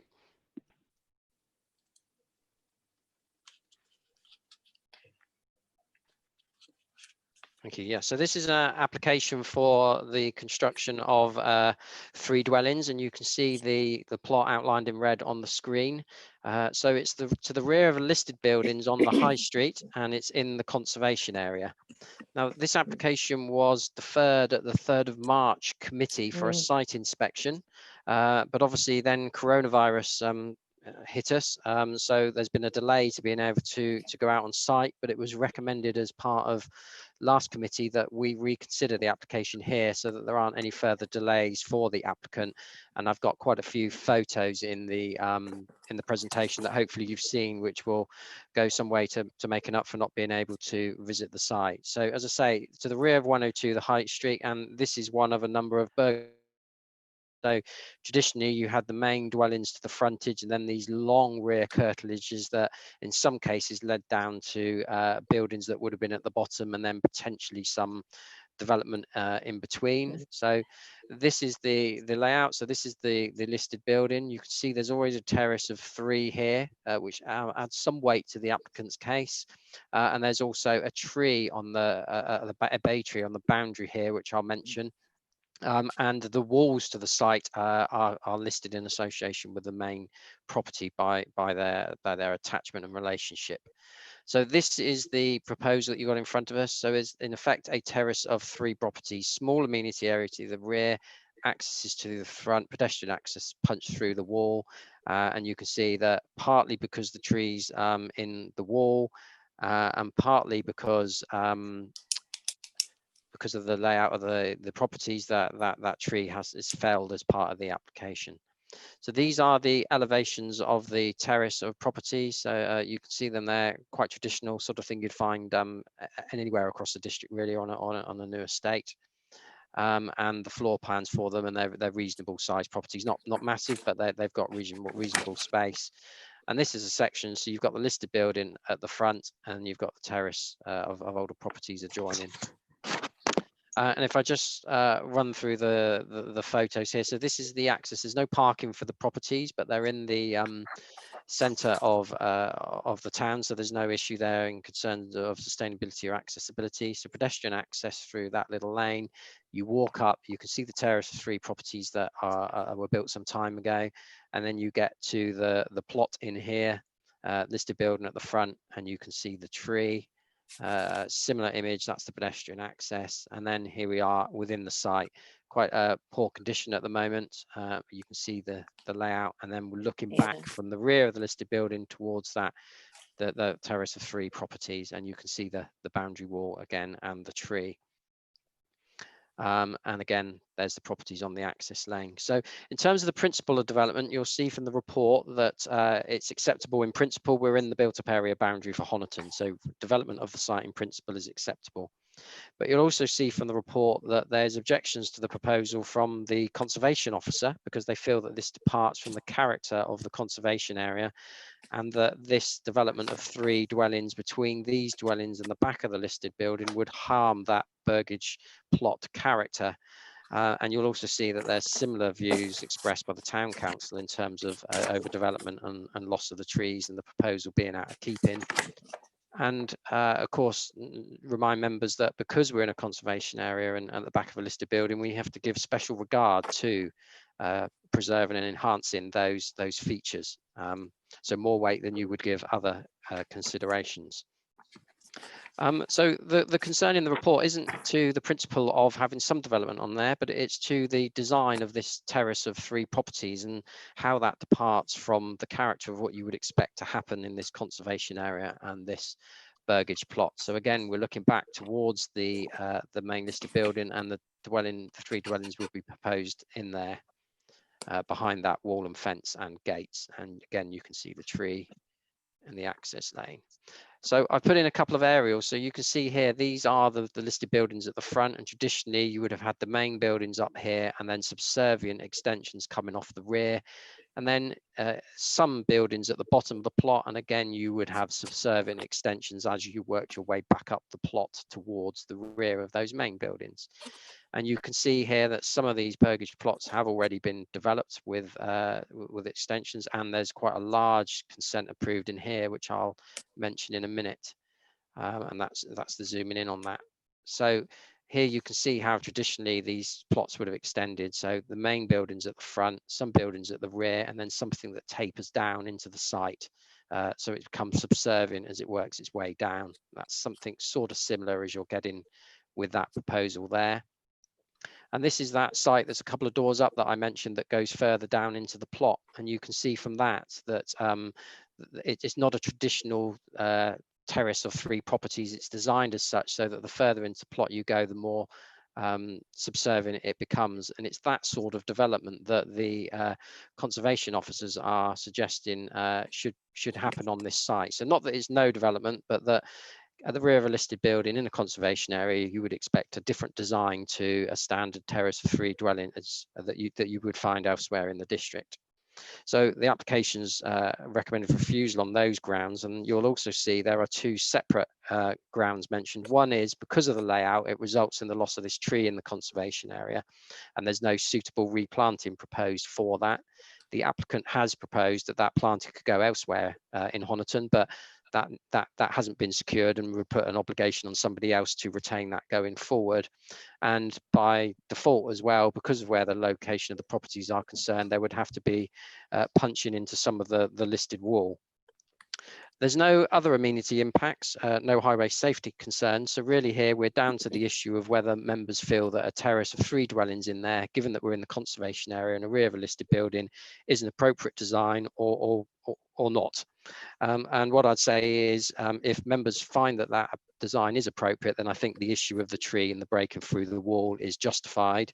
But if members find that design isn't acceptable, then as a result of that, there wouldn't be a need to punch through the wall, and there's harm from that, and there's no need to lose the tree. So there's subsequent harm from that as well. So in light of the design of the terrace of 3 properties, which isn't considered appropriate in a conservation area and rear of a listed building, the application is recommended for refusal.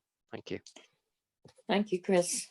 Do we have Mr. Cooper yet? I gather he was having problems with his audio. I'm here. You're there? Hello. Yeah, I'm here. Thank you. Oh, good. Well, welcome to the meeting. Would you like to begin your presentation, please, Mr. Cooper? I'd just like to start with a little bit of history. I've been a resident in Honiton for 30 plus years, and the pub closed down, and I just wanted to put something back into it with a couple of people I know. And also, the Honiton was desperate for this sort of housing, because I've been trying to purchase a house of similar for a very long time as well. So I just wanted to put a bit back in. Starting with the impact on the listed building, you'd note from one of the photos, which I don't believe has come up, was the photo of the rear, that it's a mishmash of designs. There's extensions, there's staircases, window rhythms are all very, very difficult. That's the one there, that would be great.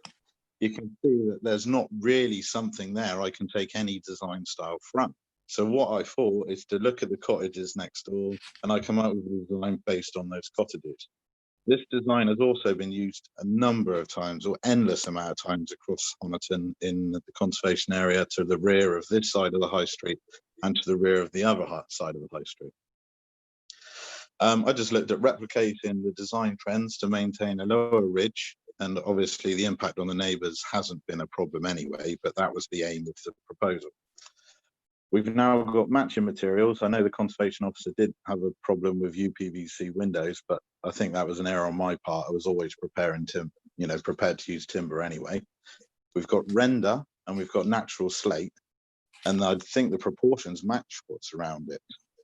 You have a number of neighbouring development, which Chris has kindly talked about.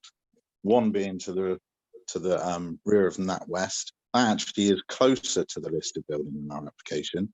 I do understand that design does terrace towards the listed building, but I would have probably gone away from the listed building with it terracing towards the listed building lower, not higher. You've then also got the one barn mews, which is actually 3-storey, which towers over listed buildings. I was asked to draw a section to prove mine didn't do that. And this one towers right over the whole of the rear high street, if you ask my opinion. The rear developments were mostly at 90 degrees to the high street, all bar pretty much the barn moves one, so we definitely went for that approach. You also have them down at the bottom of the high street at the rear of 160, which are actually for sale at the moment, and I believe the take-up's been quite good on them. The size has been based on a first-time buyer, and I think is much needed in the area. A one of the committee members did make comment 30 seconds that remaining. the use of pocket doors proved that it was too small for swing doors. I actually put them in because I'm going for a younger market and they're a design feature. No worries at all. With regard to the tree, we're happy to plant one on our site. We do have room for one on our site, which would be actually on the garden of Bruvs Bar, and the tenant in Bruvs Bar is happy for us to do Time is up. that. Thank you. Thank you, Mr. Cooper. No worries, Councillor Twiss. Good morning, Chairman. Morning, Good committee. morning. Thank you for your time today. Just at the start of Mr. Rose's preamble, I thought I was in a parallel meeting at some point, as I hope I'll demonstrate when I go through my presentation, which will not take up 5 minutes, I hope. So this application came before the planning committee. I had a previous meeting where it was decided to hold a site visit to get the lie of the land. It was cancelled, obviously, due to the pandemic, and is now back for determination with you today, albeit without a site inspection. But critically, there's key additional information now that really supports the application, which wasn't presented back when it was last heard. And actually, to be quite honest, in my opinion, the recommendations for refusal then and now are not very strong. So, footprint, size and design.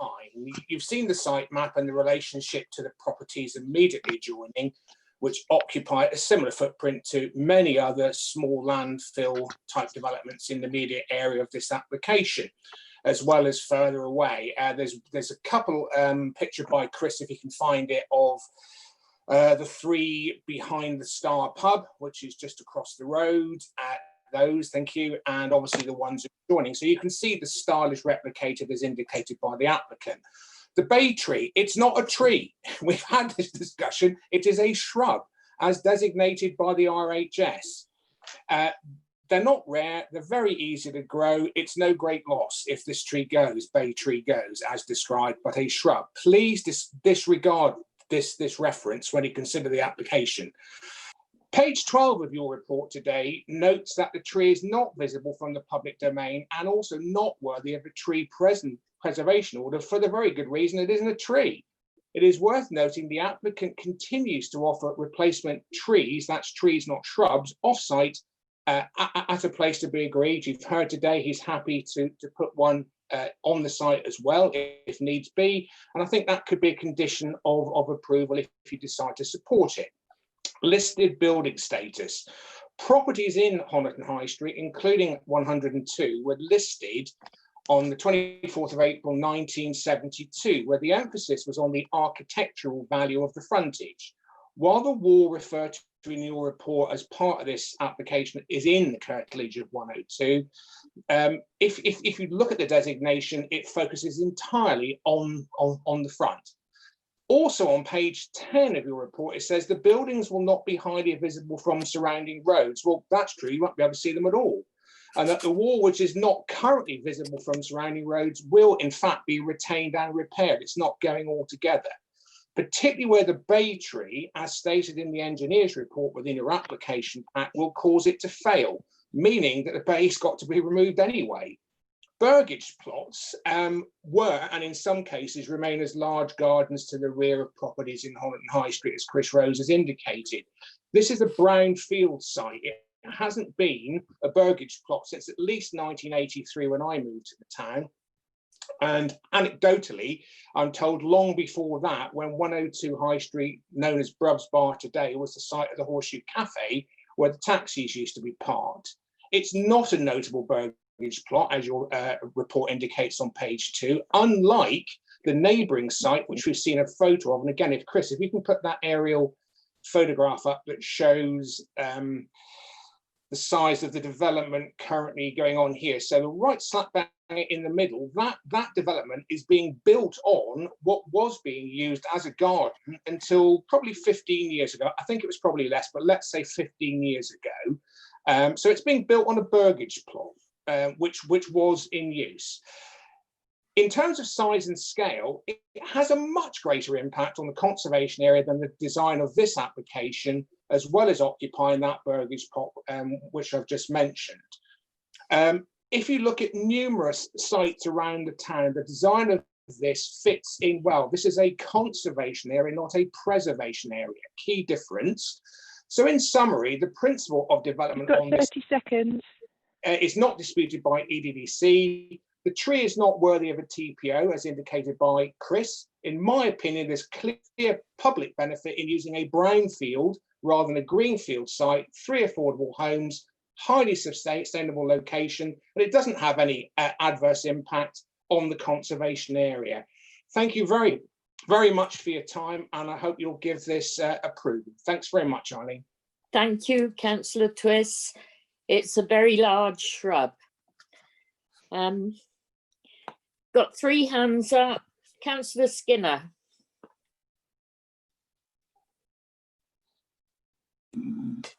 Thank you, Madam Chairman.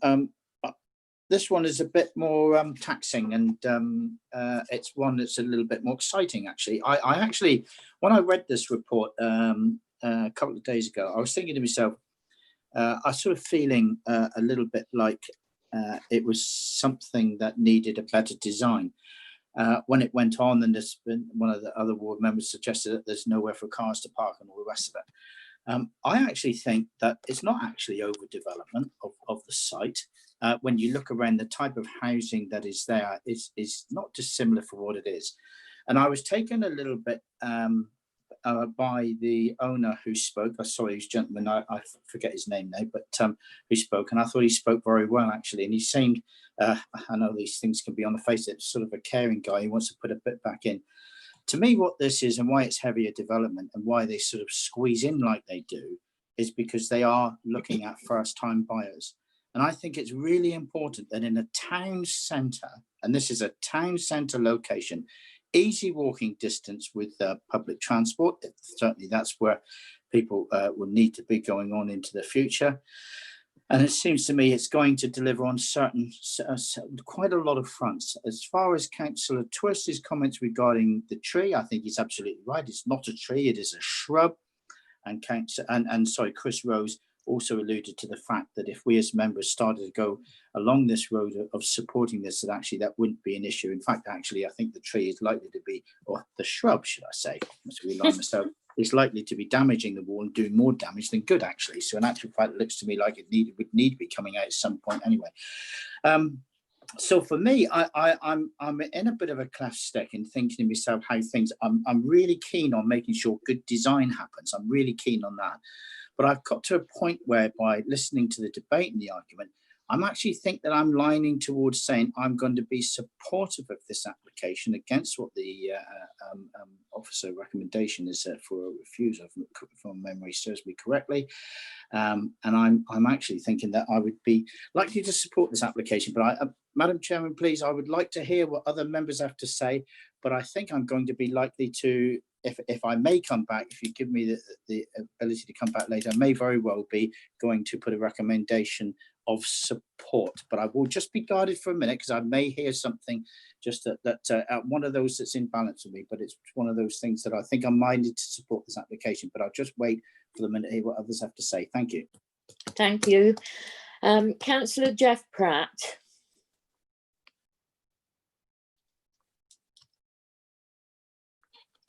Yes, thank you, Chair. I've read the report and I've noticed the refusal or the recommendation for refusal from the planning officers. And when you first read the report, you think, well, yes, they're quite right in doing so. Many items I've made a note of. The property, the proposed development is situated in what was the rear garden of 102 High Street, which is a listed building. We have also it in an area of a conservation area, and there's objections from the conservation officer due to negative impact of the proposed development due to the position, design and size. And then it's in a notable berg age plot, so say. And alterations to a listed wall, removal of a significant tree, proposal results in harm with no public benefits of sufficient weight to outweigh the proposed development. And that's in breach of the local plan EN9 on page 174 of the local plan. And we have one ward member against, one more ward member for, and the town council have objected. But when I look then at the photographs, and those photographs provided kindly by Chris Rose, I look at this whole site and it's quite honestly a mess. It really is a mess. And I think I can't see anything wrong with this proposal, and I'm going to go against the recommendation of the officers, and I would like to recommend supporting this application, Chair. So I'll make that proposal. Is there a second there? Yes, I will, Madam Chairman. Thank you, Philip. Right, now we go to Councillor Bruce Desarum. Thank you very much, Madam Chair. I listened, as I wasn't on the committee previously, I listened to the previous recording, and I'm also mindful of the fact that Officer Chris Rose said that we are in a conservation, or this is in a conservation area, and there is a need to preserve and enhance the area. But I noticed, as Councillor Pratt just said, we need to also look at the public benefits which outweigh the harm. And I think that in terms of the proposal put forward, if we were to agree this today, we would be providing an economic benefit, which would help build a strong and responsive competitive economy through the building work.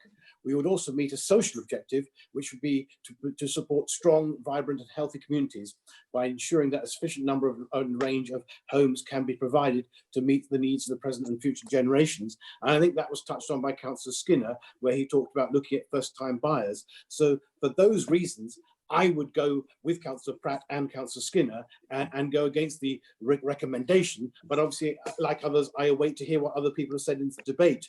Thank you so much, Madam Chair. Thank you, Councillor Desarum. Councillor David Key. Thank you, Madam Chairman. Yes, right. I've been and had a good look at this site, in actual fact. Nothing wrong with the site. I certainly don't like the design of the houses because we don't have to follow the design of existing houses there. I think something a bit more attractive would be far beneficial. The thing that concerns me is the listed property around there, and is this going to degrade the listed properties? I mean, we do take an awful lot of notice of the historical, LBC, and I think we should do in this case. Unfortunately, we weren't able to go and actually see this site, not the rest of you. I mean, I went and had a look, walked all the way down there, and was very, very concerned that, you know, that this was not really easily accessible as well. I mean, it concerns me how they're going to get the facilities down there to actually work on it. We're going to have, I'm a great believer in affordable housing because I was the affordable housing champion. But I do feel that the design of this and the position of it, there should be more, I mean, forget the bush, the tree, whatever you'd like to call it. It's there, it's perhaps the value is not there, but it's attractive. And it's all very well sort of saying, yes, you can move it to another place of Honiton, but that's not the point. That was put there probably by somebody who wanted it there. Comparison to other parts of the town is, to me, you have to deal with this application that is in hand. You can't compare it with down the road or anything, because all those facilities are all completely and totally different. I'm not happy about this. I do feel that the design could be a better design, a bit more attractive. And so that's the only reason that I would actually want to refuse it on, is the design of it and taking a little bit more heed to the listed buildings. Thank you. Thank you. Councillor Brown. Hello there. Yep, I'm with you. Thank you very much. This property is probably 3 units away from an application that came in 17. It's 17/08/09 on a similar size plot of the NatWest Bank.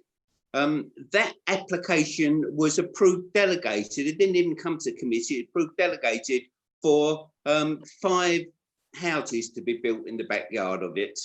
And that report says it's directly opposite and shares an intimate relationship with the surrounding build form.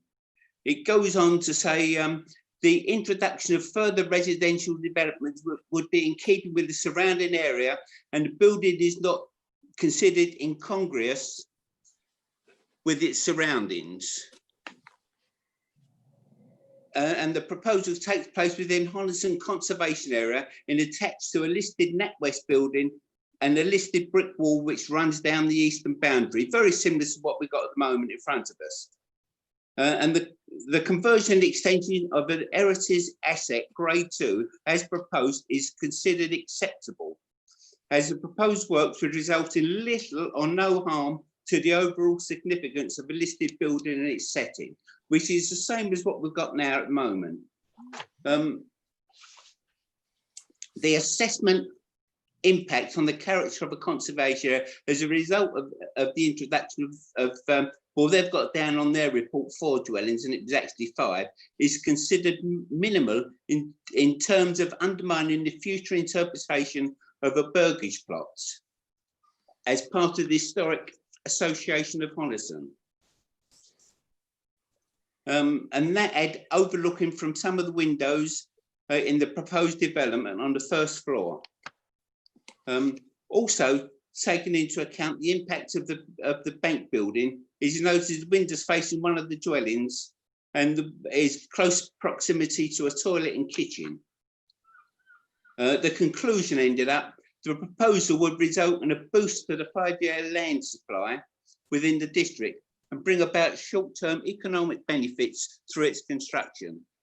The proposal is within a suitable location with nearby facilities and service and not result in harm to heritage assets, and accordingly recommend is one of approval. But I can't see any difference between that particular one, which was approved delegated, to this one, which is coming in front of committee with a recommendation to refuse. I'm totally in favour of it. Thank you. Thank you. Can I ask Mr. Rose to comment on the disparity between the 2 applications and the similarities or differences, please? Yeah, well, I think what Councillor Brown said is right, and a lot of what he read out can apply to this site. What it comes down to is the issue that you're rightly debating is over the design. So this is the scheme and the design that Councillor Brown was talking about, and it's a scheme that is subservient as it goes along the plot, and it isn't a traditional terrace of 3 properties in the center of the plot between, closer to the rear of the listed building. So it comes down to the assessment of, is the design of this proposal in terms of the terrace of 3 properties acceptable in that context or not.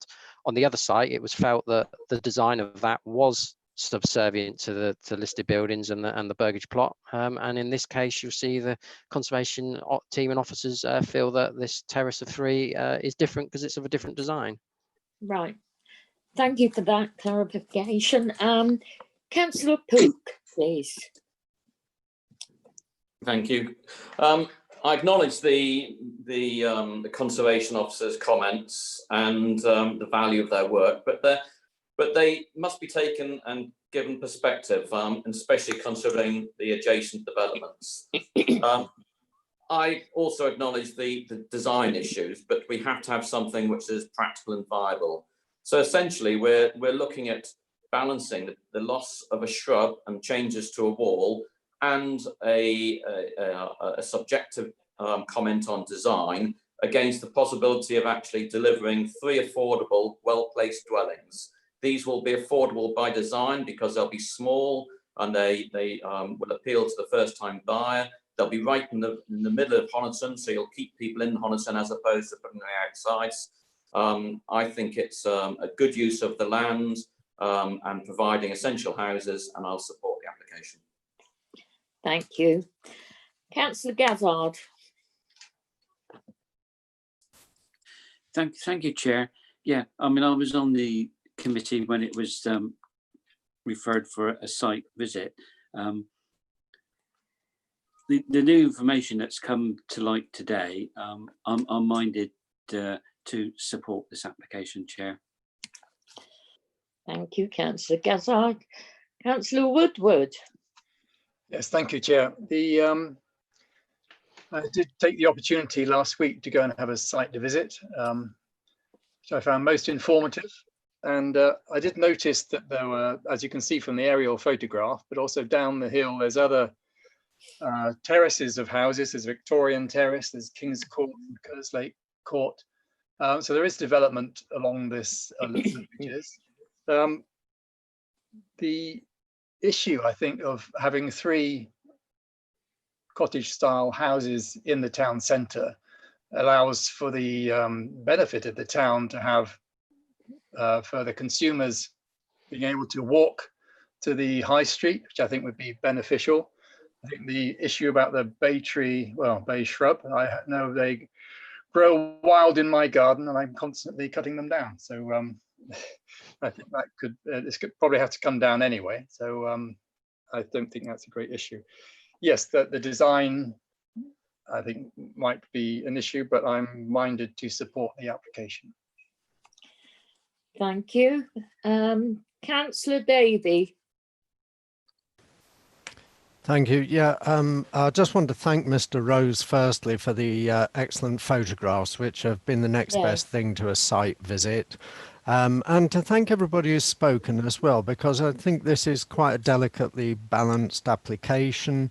And I think there's been a very good quality of debate here.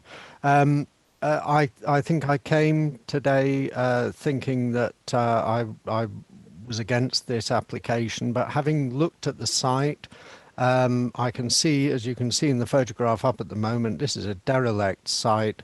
And given that these are going to be small, by definition, affordable homes, not the great 5-bedroom things that developers seem to favour, I think it's an excellent opportunity to use an otherwise derelict site. The tree I'm not too precious about, like Mr. Woodward. I have them growing wild in my garden, so whether it's a tree or a shrub, it is a good size, but the applicant has already shown some indication that they're willing to consider alternative planting if it can be arranged. It would be nice if it was on the actual plot. The design of the cottages could perhaps be a little better, but really I think that they are very similar to many other buildings that are going up, and there's a considerable amount of infill in this part of Honiton anyway, so I'm minded to support the application. Thank you, Councillor Davey. Right, Councillor Howell. Yes, thank you. I'm actually happy to support this. I've changed my mind. I've viewed it. I've looked at it. The tree stroke shrub, it is a shrub. It's a great for cooking, but not a lot else. Is immaterial in my regards. Design was the only thing. And how can you say no to design when it's almost identical to the 3 we've already built right beside it? You know, it's a perfect infill situation. It's great for local community, people who hopefully live and work on the high street, provided we've got any high street left in the next 12 months, you know, and is vitally needed. And with a lot of respect, although we do have a great deal of concern we need to take with listed buildings and conservation areas, when you look around this site and what's happened either side of it and the rest of it, this unfortunately is a no-brainer. Now, the only thing I would say is, obviously, we have a recommendation to approve that's been seconded quite correctly. Obviously, with conditions needs to be added to that recommendation, otherwise we could be in trouble. But apart from that, I'm more than happy to support. Thank you, Mike. Back to you, Mr. Rose, regarding conditions. Do we need them? Yeah, so we will need some conditions. There won't be many, but if it's okay, as we often do in these circumstances, if members were going to vote to approve, then to delegate those conditions to officers so that we can put those on just before the decision is issued. Thank you. Thank you. Right. Can we go to the vote? Oh, wait a minute. Councillor Skinner's come back. Yes. Can I, with these things, when we do delegated authority to officers, I'm quite happy with that. But I always like to think that the ward members are involved in that process. It's really quite important that the conditions are put forward, that in negotiation with the ward members, that they are happy with what goes on in their patch. They're key to this. And I do like to see ward members involved in conditions, if I may, please. Thank you. I think that would be in order. Perhaps Shirley Shaw can advise on that. Yes, that's fine, but we have the proposer and seconder who need to just clarify the grounds for going against officer recommendation, just part of the process. I have it down as, I did write it down. Councillor Pratt proposed. Economic, yes, Councillor Pratt and Councillor Skinner second. Yeah. It was the economic benefit and social benefits that were the reason for going against officer recommendation. And I also need them to confirm that in relation to the conditions, if it is to be just to the officers or to ward members. Thank you. Chair, may I just come in, Councillor Pratt? The proposal is there due to the fact that we're getting around the local plan EN9, and the public benefit of having this development outweighs the harm which allegedly exists. So, in other words, we are dealing with the local plan policy EN9, which is in the way of this development. Thank you, Chair. Thank you, Councillor Pratt. I think we can formulate a form of words in relation to that. Is the proposer and seconder happy to delegate the condition formulations to officers and ward members, or just officers? I would say officers and ward members from my position. I can't speak for Councillor Pratt, no doubt he will in a moment. I will absolutely clarify the point of high density. I think what was in the balance here with this application was talking about the design, and I think even Mr. Rose was talking about the principle of having housing here was not really the big issue. The big issue was the sort of design. And the balance that I had in my mind with design is that if you start to up the design, you start to move up the price. And the critical overall objective for me is almost this housing is aimed at first-time buyers, and that's in the middle of a town, in a high density environment anyway. And for me, the design is not that harmful. And the balance I think that we've had here, which has been a really good debate, has overridden the fact of what the marketplace, as to whom it is going to supply.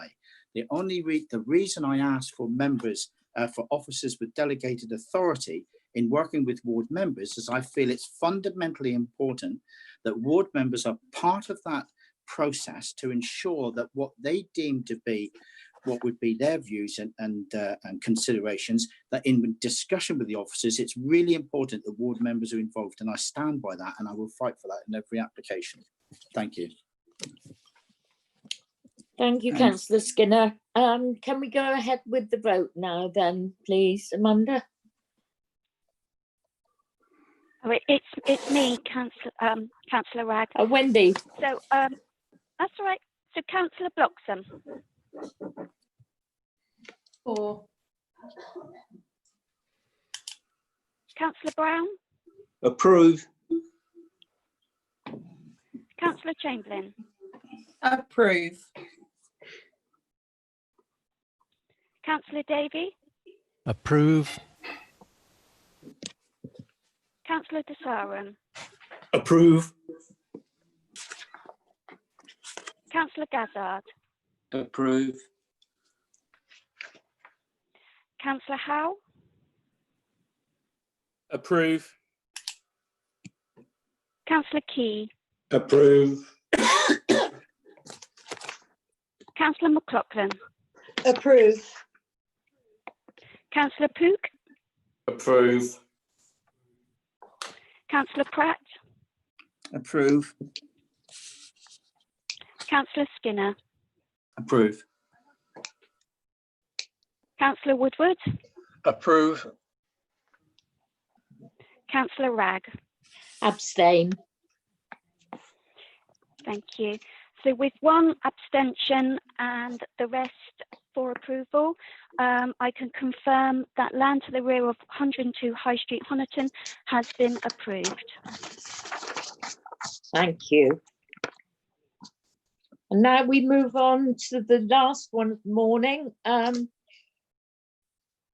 Application number 200011, variation major Exmouth Town Ward, Royal Avenue Car Park, Camperdown Terrace and the Esplanade, Exmouth, and this is the Exmouth Tidal Defence Scheme. Mr. Rose, please. Councillor Ragg, sorry, can I interrupt? We've got agenda item 10, which is land to Pigeons Lane, Axminster first. Oh. Quite right. Oh. I'm glad you mentioned that, Wendy. Thank you. Yes, yes, so we have. And we've got three ward members, Councillor Hall, Councillor Jackson and Councillor Moulding. That's application number 1927799, full minor, land at Pigeons Lane, Axminster.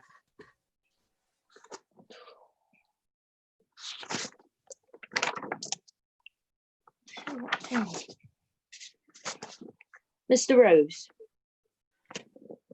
Thank you, Chairman. Yes, we've got an application here for the erection of a multi-purpose store, so to provide storage for agricultural machinery, hay and lambing space and a stable. So you can see on the screen the size of the plot to which it relates to and the position of the stable centrally within the site, the access lane down Pigeons Lane. We're outside of the area of outstanding natural beauty here, and the proposals here because it's got ward member support. You'll note that there was a previous refusal on the site for a dwelling in the rough location of this store, but this store is proposed to be 12 metres by 6 metres in the centre of the field, as you can see on the plan there, with access off the side. Simple store by design, as you can see there, the layout. And this is the access. So you come in here, so that this is the site here, this side of the fence. It goes down, up and around, and then down past the adjoining property. So the holding in total relates to this one part of this field. And there we can see up the field, and you can see the relationship to the adjoining property.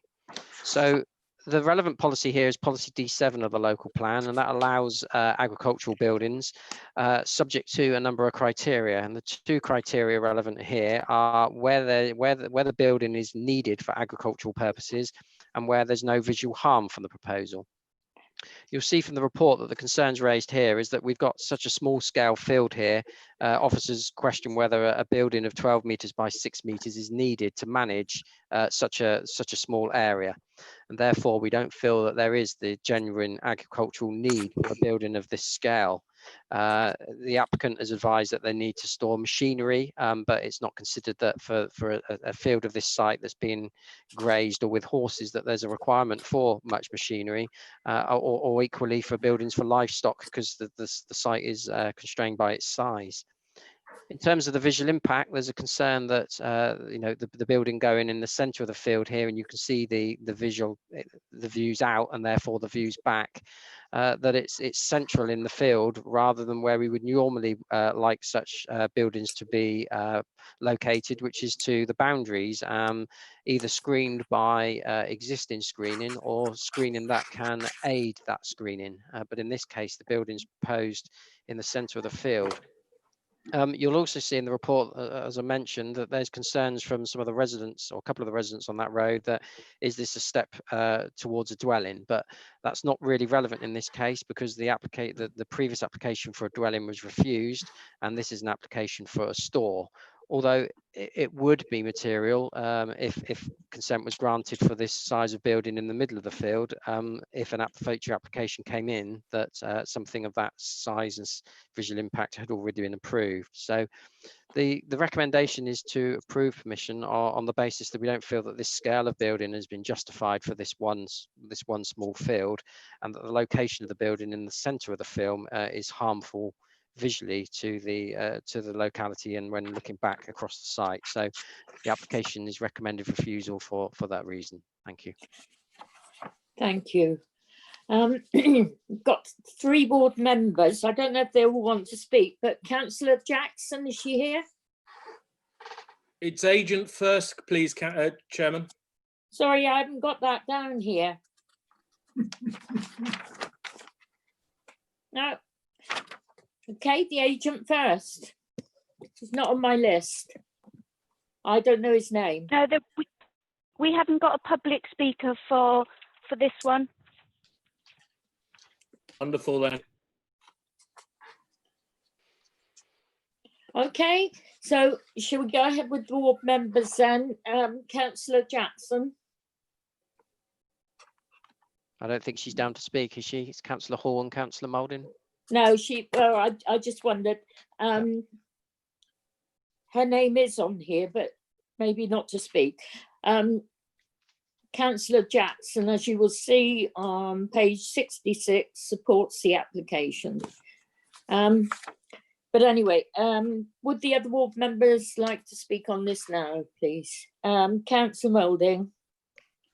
Yes, thank you, Chairman. And Mr. Rose has given us a report which reflects the situation. I actually had a third-party approach during the period leading up to this application. And I said, well, if you put it in a different position and decrease the size considerably, it might get approval. But I agree entirely with Mr. Rose that this building plonked right in the middle of this beautiful site with lovely views looks to me like a potential step towards development for a bigger house. So I'm quite happy to suggest that this application should be refused. Yeah. Thank you. Yeah, thank you. Councillor Hall, is he here? I certainly am here, Chair. Okay, go ahead. Yeah, thank you very much. Looking at this application on its own merits and not the previous application, I've looked at it and I know the area very well. And I would actually tend to agree with what Councillor Moulding has just said. When we're actually looking at this piece of land with an agricultural shed store, this size being 12 metres by 6 metres, plonk right in the middle, I just think myself, really not in probably the appropriate place. But I do also feel if it was positioned in another part of the field, it would probably be more acceptable and it would be naturally screened as well. So therefore, I would actually agree with the officer's recommendations on. Thank you, Chair. Thank you, Councillor Hall. Right, Councillor Skinner. Madam Chairman, I don't think there's too much to debate. The ward members have spoken quite well. Sorry, very well, I should say. The size and the scale of this barn is out of keeping with where it is. It is absolutely in the wrong place. We can all see that. It's a bit of a no-brainer. I'm going to make a recommendation of going with the officer's recommendation of refusal, and I'm recommending a refusal for this. Thank you. Thank you. Is there a seconder, please? Yes. Yes, I'll Councillor second Key. that. All right. Who was I'll that? second. I'll second, Chair. It's Councillor McLaughlin. Thank you. Now I have Councillor Pratt and Councillor Key to speak. Is there anything you want to add, bearing what's been said already? Who's going first? Councillor Pratt?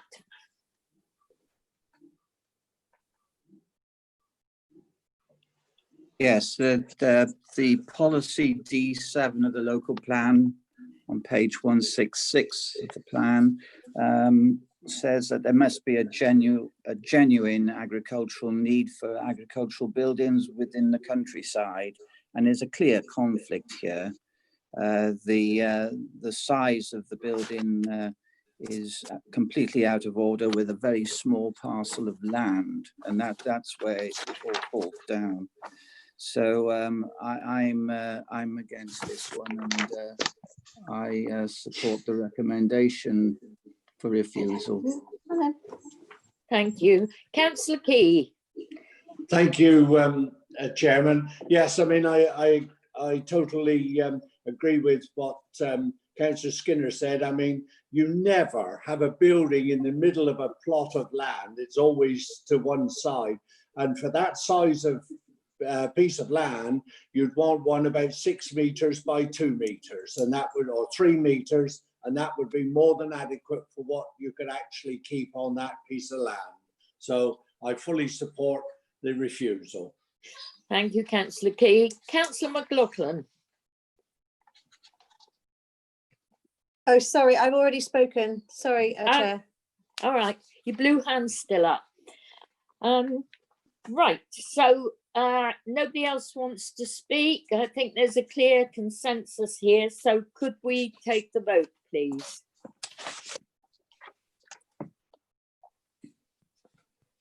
Councillor Bloxham.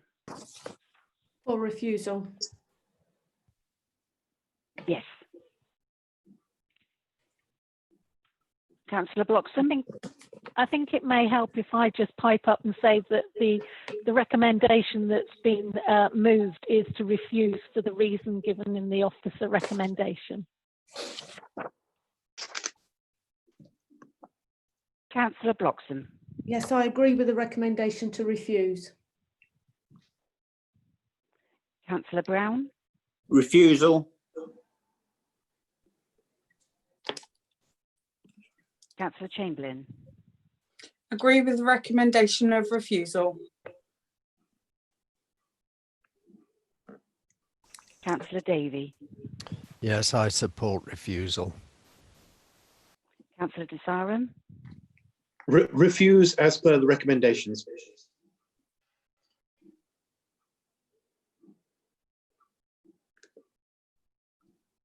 So you're supporting the refusal? Correct. Councillor Gazzard.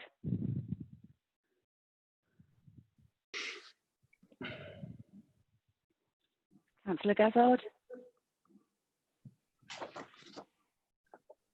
Refuse as officer's recommendation. Councillor Howe. I support the recommendation. Councillor Key. Refuse.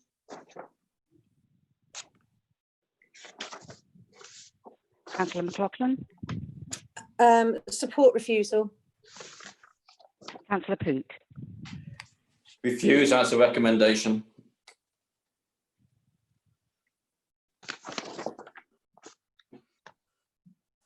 So you're supporting the recommendation to refuse? I'm supporting the recommendation to refuse, yes. Thank you. Councillor Pratt. Refuse. Councillor Skinner, Refuse. Councillor Woodward, I support the recommendation to refuse. and Councillor Ragg. Support the recommendation to refuse. Okay, if you just bear with me. That was unanimous, wasn't it? Was it? I thought I had some refusals.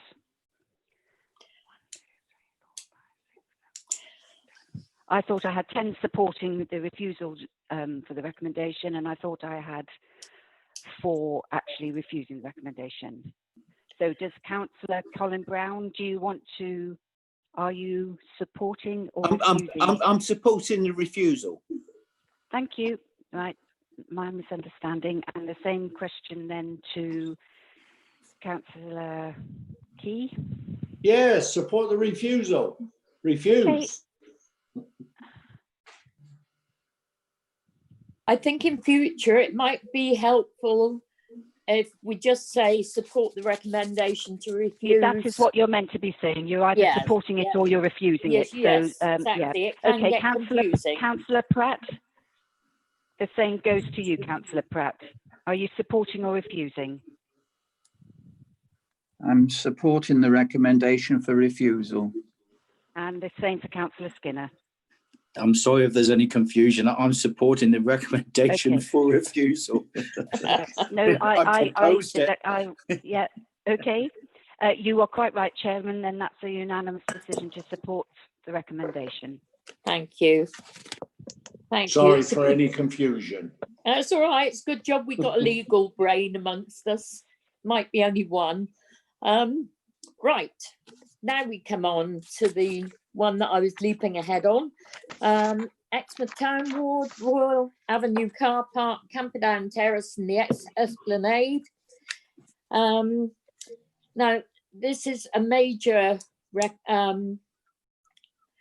application, part of the Exmouth Tidal Defence Scheme, which is well underway and will be completed next year.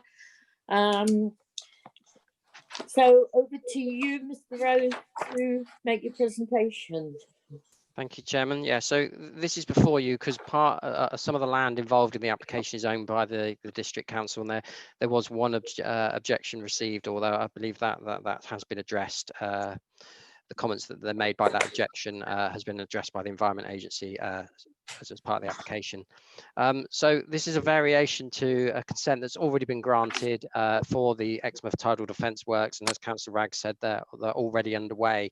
There are in effect 10 changes proposed as part of this application, but they're all fairly minor and straightforward. So just to run them through. So this is area A here. So we're running down Exmouth past the football club, down to the M&S and the train station, and then around the recreation ground.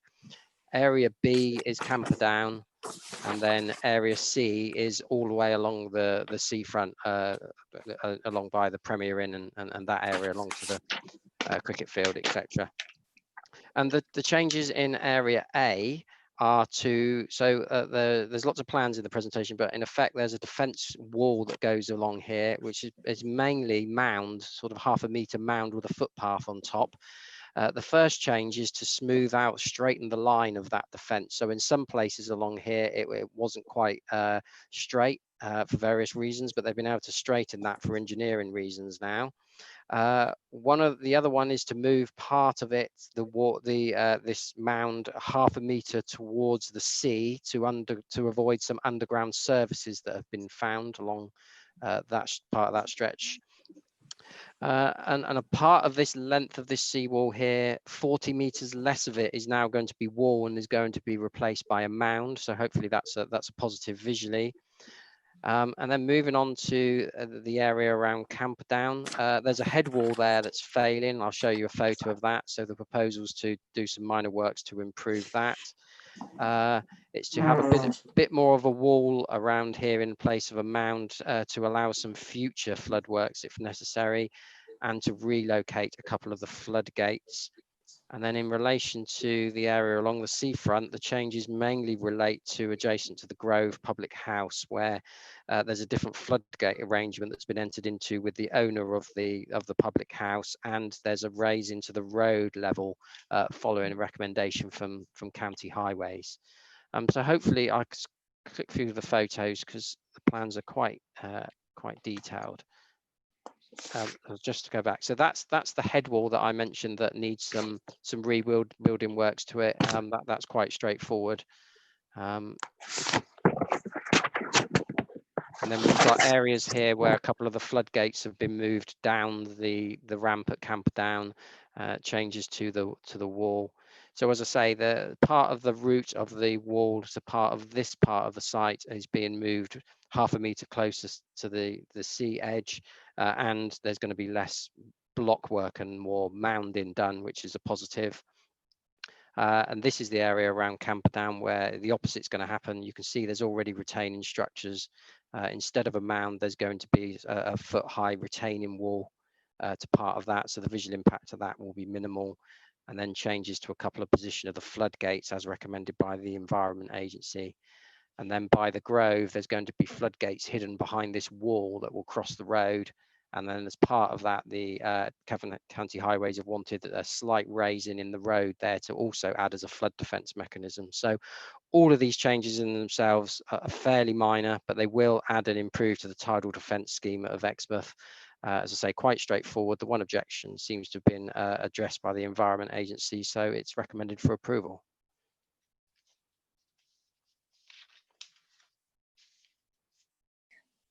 There. I got muted, sorry.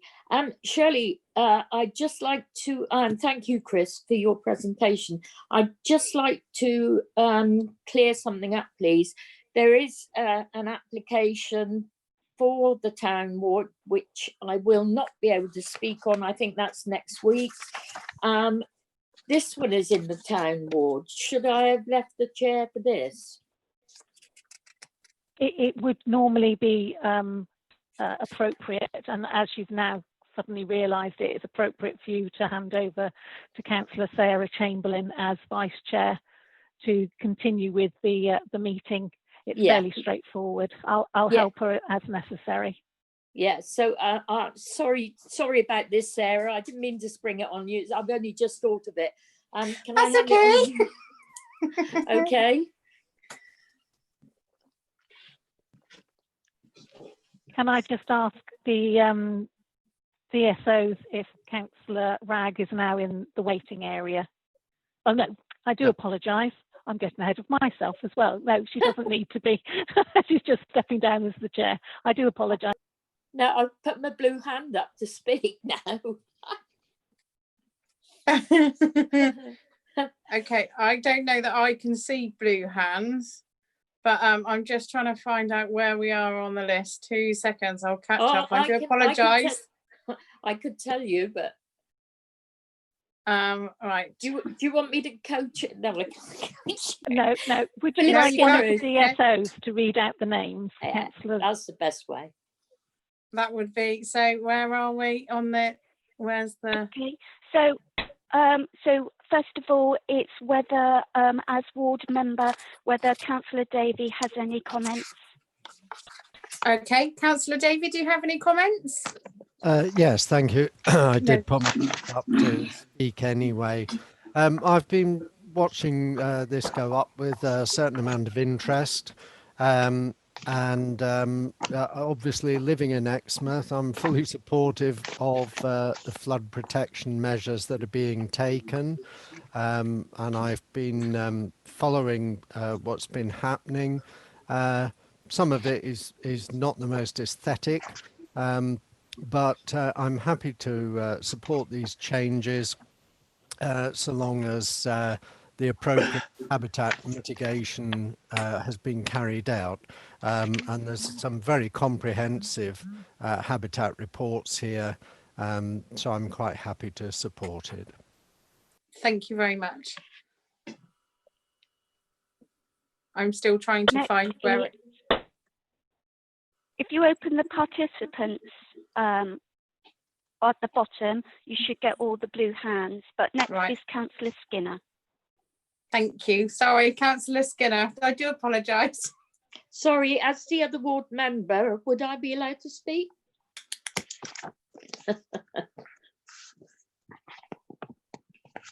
Councillor Ragg, would you like to go first? Yeah, just to make a comment and maybe to pick Chris's brains, I noticed that there are 2 groins to be put in. I'm a firm believer in putting groins in to retain the sand in the beach levels. But what did bother me a little bit was that it's going to be rocks. I think wooden ones. I mean, it's probably too late. They've got it all worked out. But I think with rocks and rock armour, the sand tends to scour out underneath. So it defeats what it's put there for sometimes. So just wondered if he had any comment on that. Well, only that it's been something that's been discussed, obviously, with the Environment Agency and with Natural England, and I think there are benefits to timber, there are benefits to the rock armour, but the Environment Agency have come down on they feel that the benefits in tidal defence terms from the rock armour is the better option, and we've got no reason to doubt them on that. No, I'm just concerned because I know what happened at Dawlish Warren, £15 million of works, and it's failed. Thank you. Thank you very much, Councillor Ragg. Councillor Skinner? Thank you very much, Madam Chairman. And I'm look at this report and the Environment Agency and the work that's gone into it. I'm very supportive of it. I don't think there's much more to add. Absolutely, as was said previously, in the fact that the mitigation, to make sure the mitigation is done well. We've got the Environment Agency doing this and our own local officers dealing with this. So I'm very, very supportive, keen to move it on. Very supportive of this application, and I support the recommendation. Thank you very much, Councillor Skinner. Next we have Councillor De Sarum. Thank you, Madam Chairman. Yes, I echo what everyone else has said, and I note at page 89, it particularly states the integrity of the scheme is considered to be upheld and the protection of residents from flooding is maintained, and therefore the proposed changes are considered acceptable and the application is recommended for approval. So I think that really says it all, and thank you very much indeed, Madam Chair. Very welcome. Thank you very much. Next, we have Councillor Woodward. Yes, just a question for section A. Is this retrospective? Because most of the sea wall is already erected. I don't know if that's possible to answer that. But anyway, I support it anyway. But I was interested to see that the wall is mostly there. So I was wondering if this is retrospective at all. The last time I visited, it wasn't, but I must admit I haven't been for a couple of weeks. So I think at the rate that they've been moving on to do this, it is a possibility that in that time they've started some of these works. Yes. Okay, that's fine. I'm quite happy anyway. Thank you, Councillor Woodward. Next, we have Councillor Gazzard. Oh, thank you, Chair. I'm happy to second the recommendation.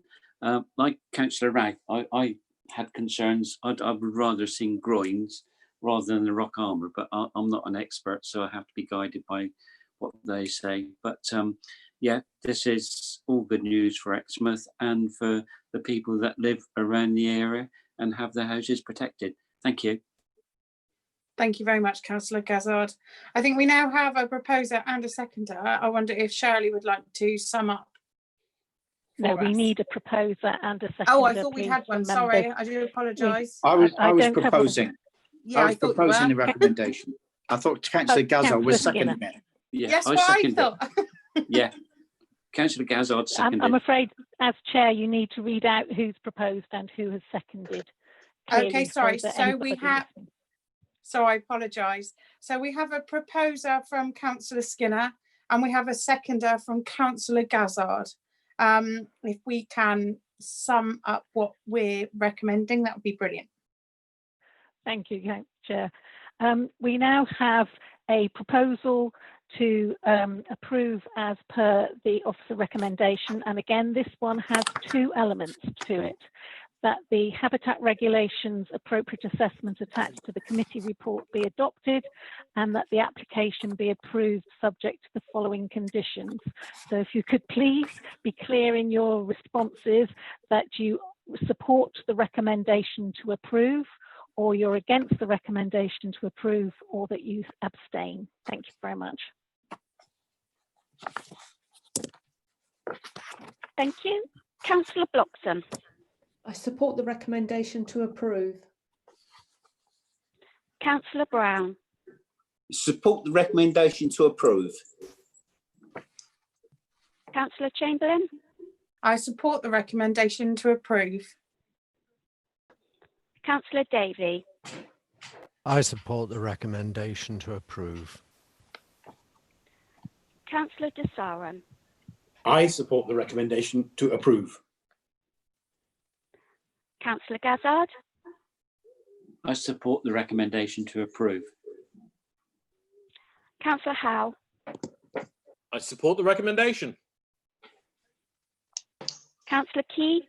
Support the recommendation. Councillor McLaughlin. Support the recommendation. Councillor Book. Support the recommendation. Councillor Pratt. Support the recommendation. Councillor Skinner. Support the recommendation to approve. Councillor Woodward. I support the recommendation to approve. Councillor Ragg. Support the recommendation to approve. Thank you. That was unanimous to approve. Thank you. Thank you. Do you want to hand back the chair now, That's what I was Sarah? just about to do. Indeed, I want to hand back the chair to Councillor Ragg. Thank you very much. Thank you. Thank you, everyone. And that was the last application for this morning's meeting. We will reconvene this afternoon's meeting at 2 o'clock. Now, can the officers advise, DSOs advise, whether we leave the meeting, the virtual meeting now, or can we just leave it as it is and go off and make a cup of tea or something and come back at 2 o'clock? I'm going to stop the live streaming now, so you can stay in the meeting, and then the live stream will be stopped and will be reconvened at 2 o'clock. That's fine. Thank you very much. Thank you, everyone. Thank you. Thank you.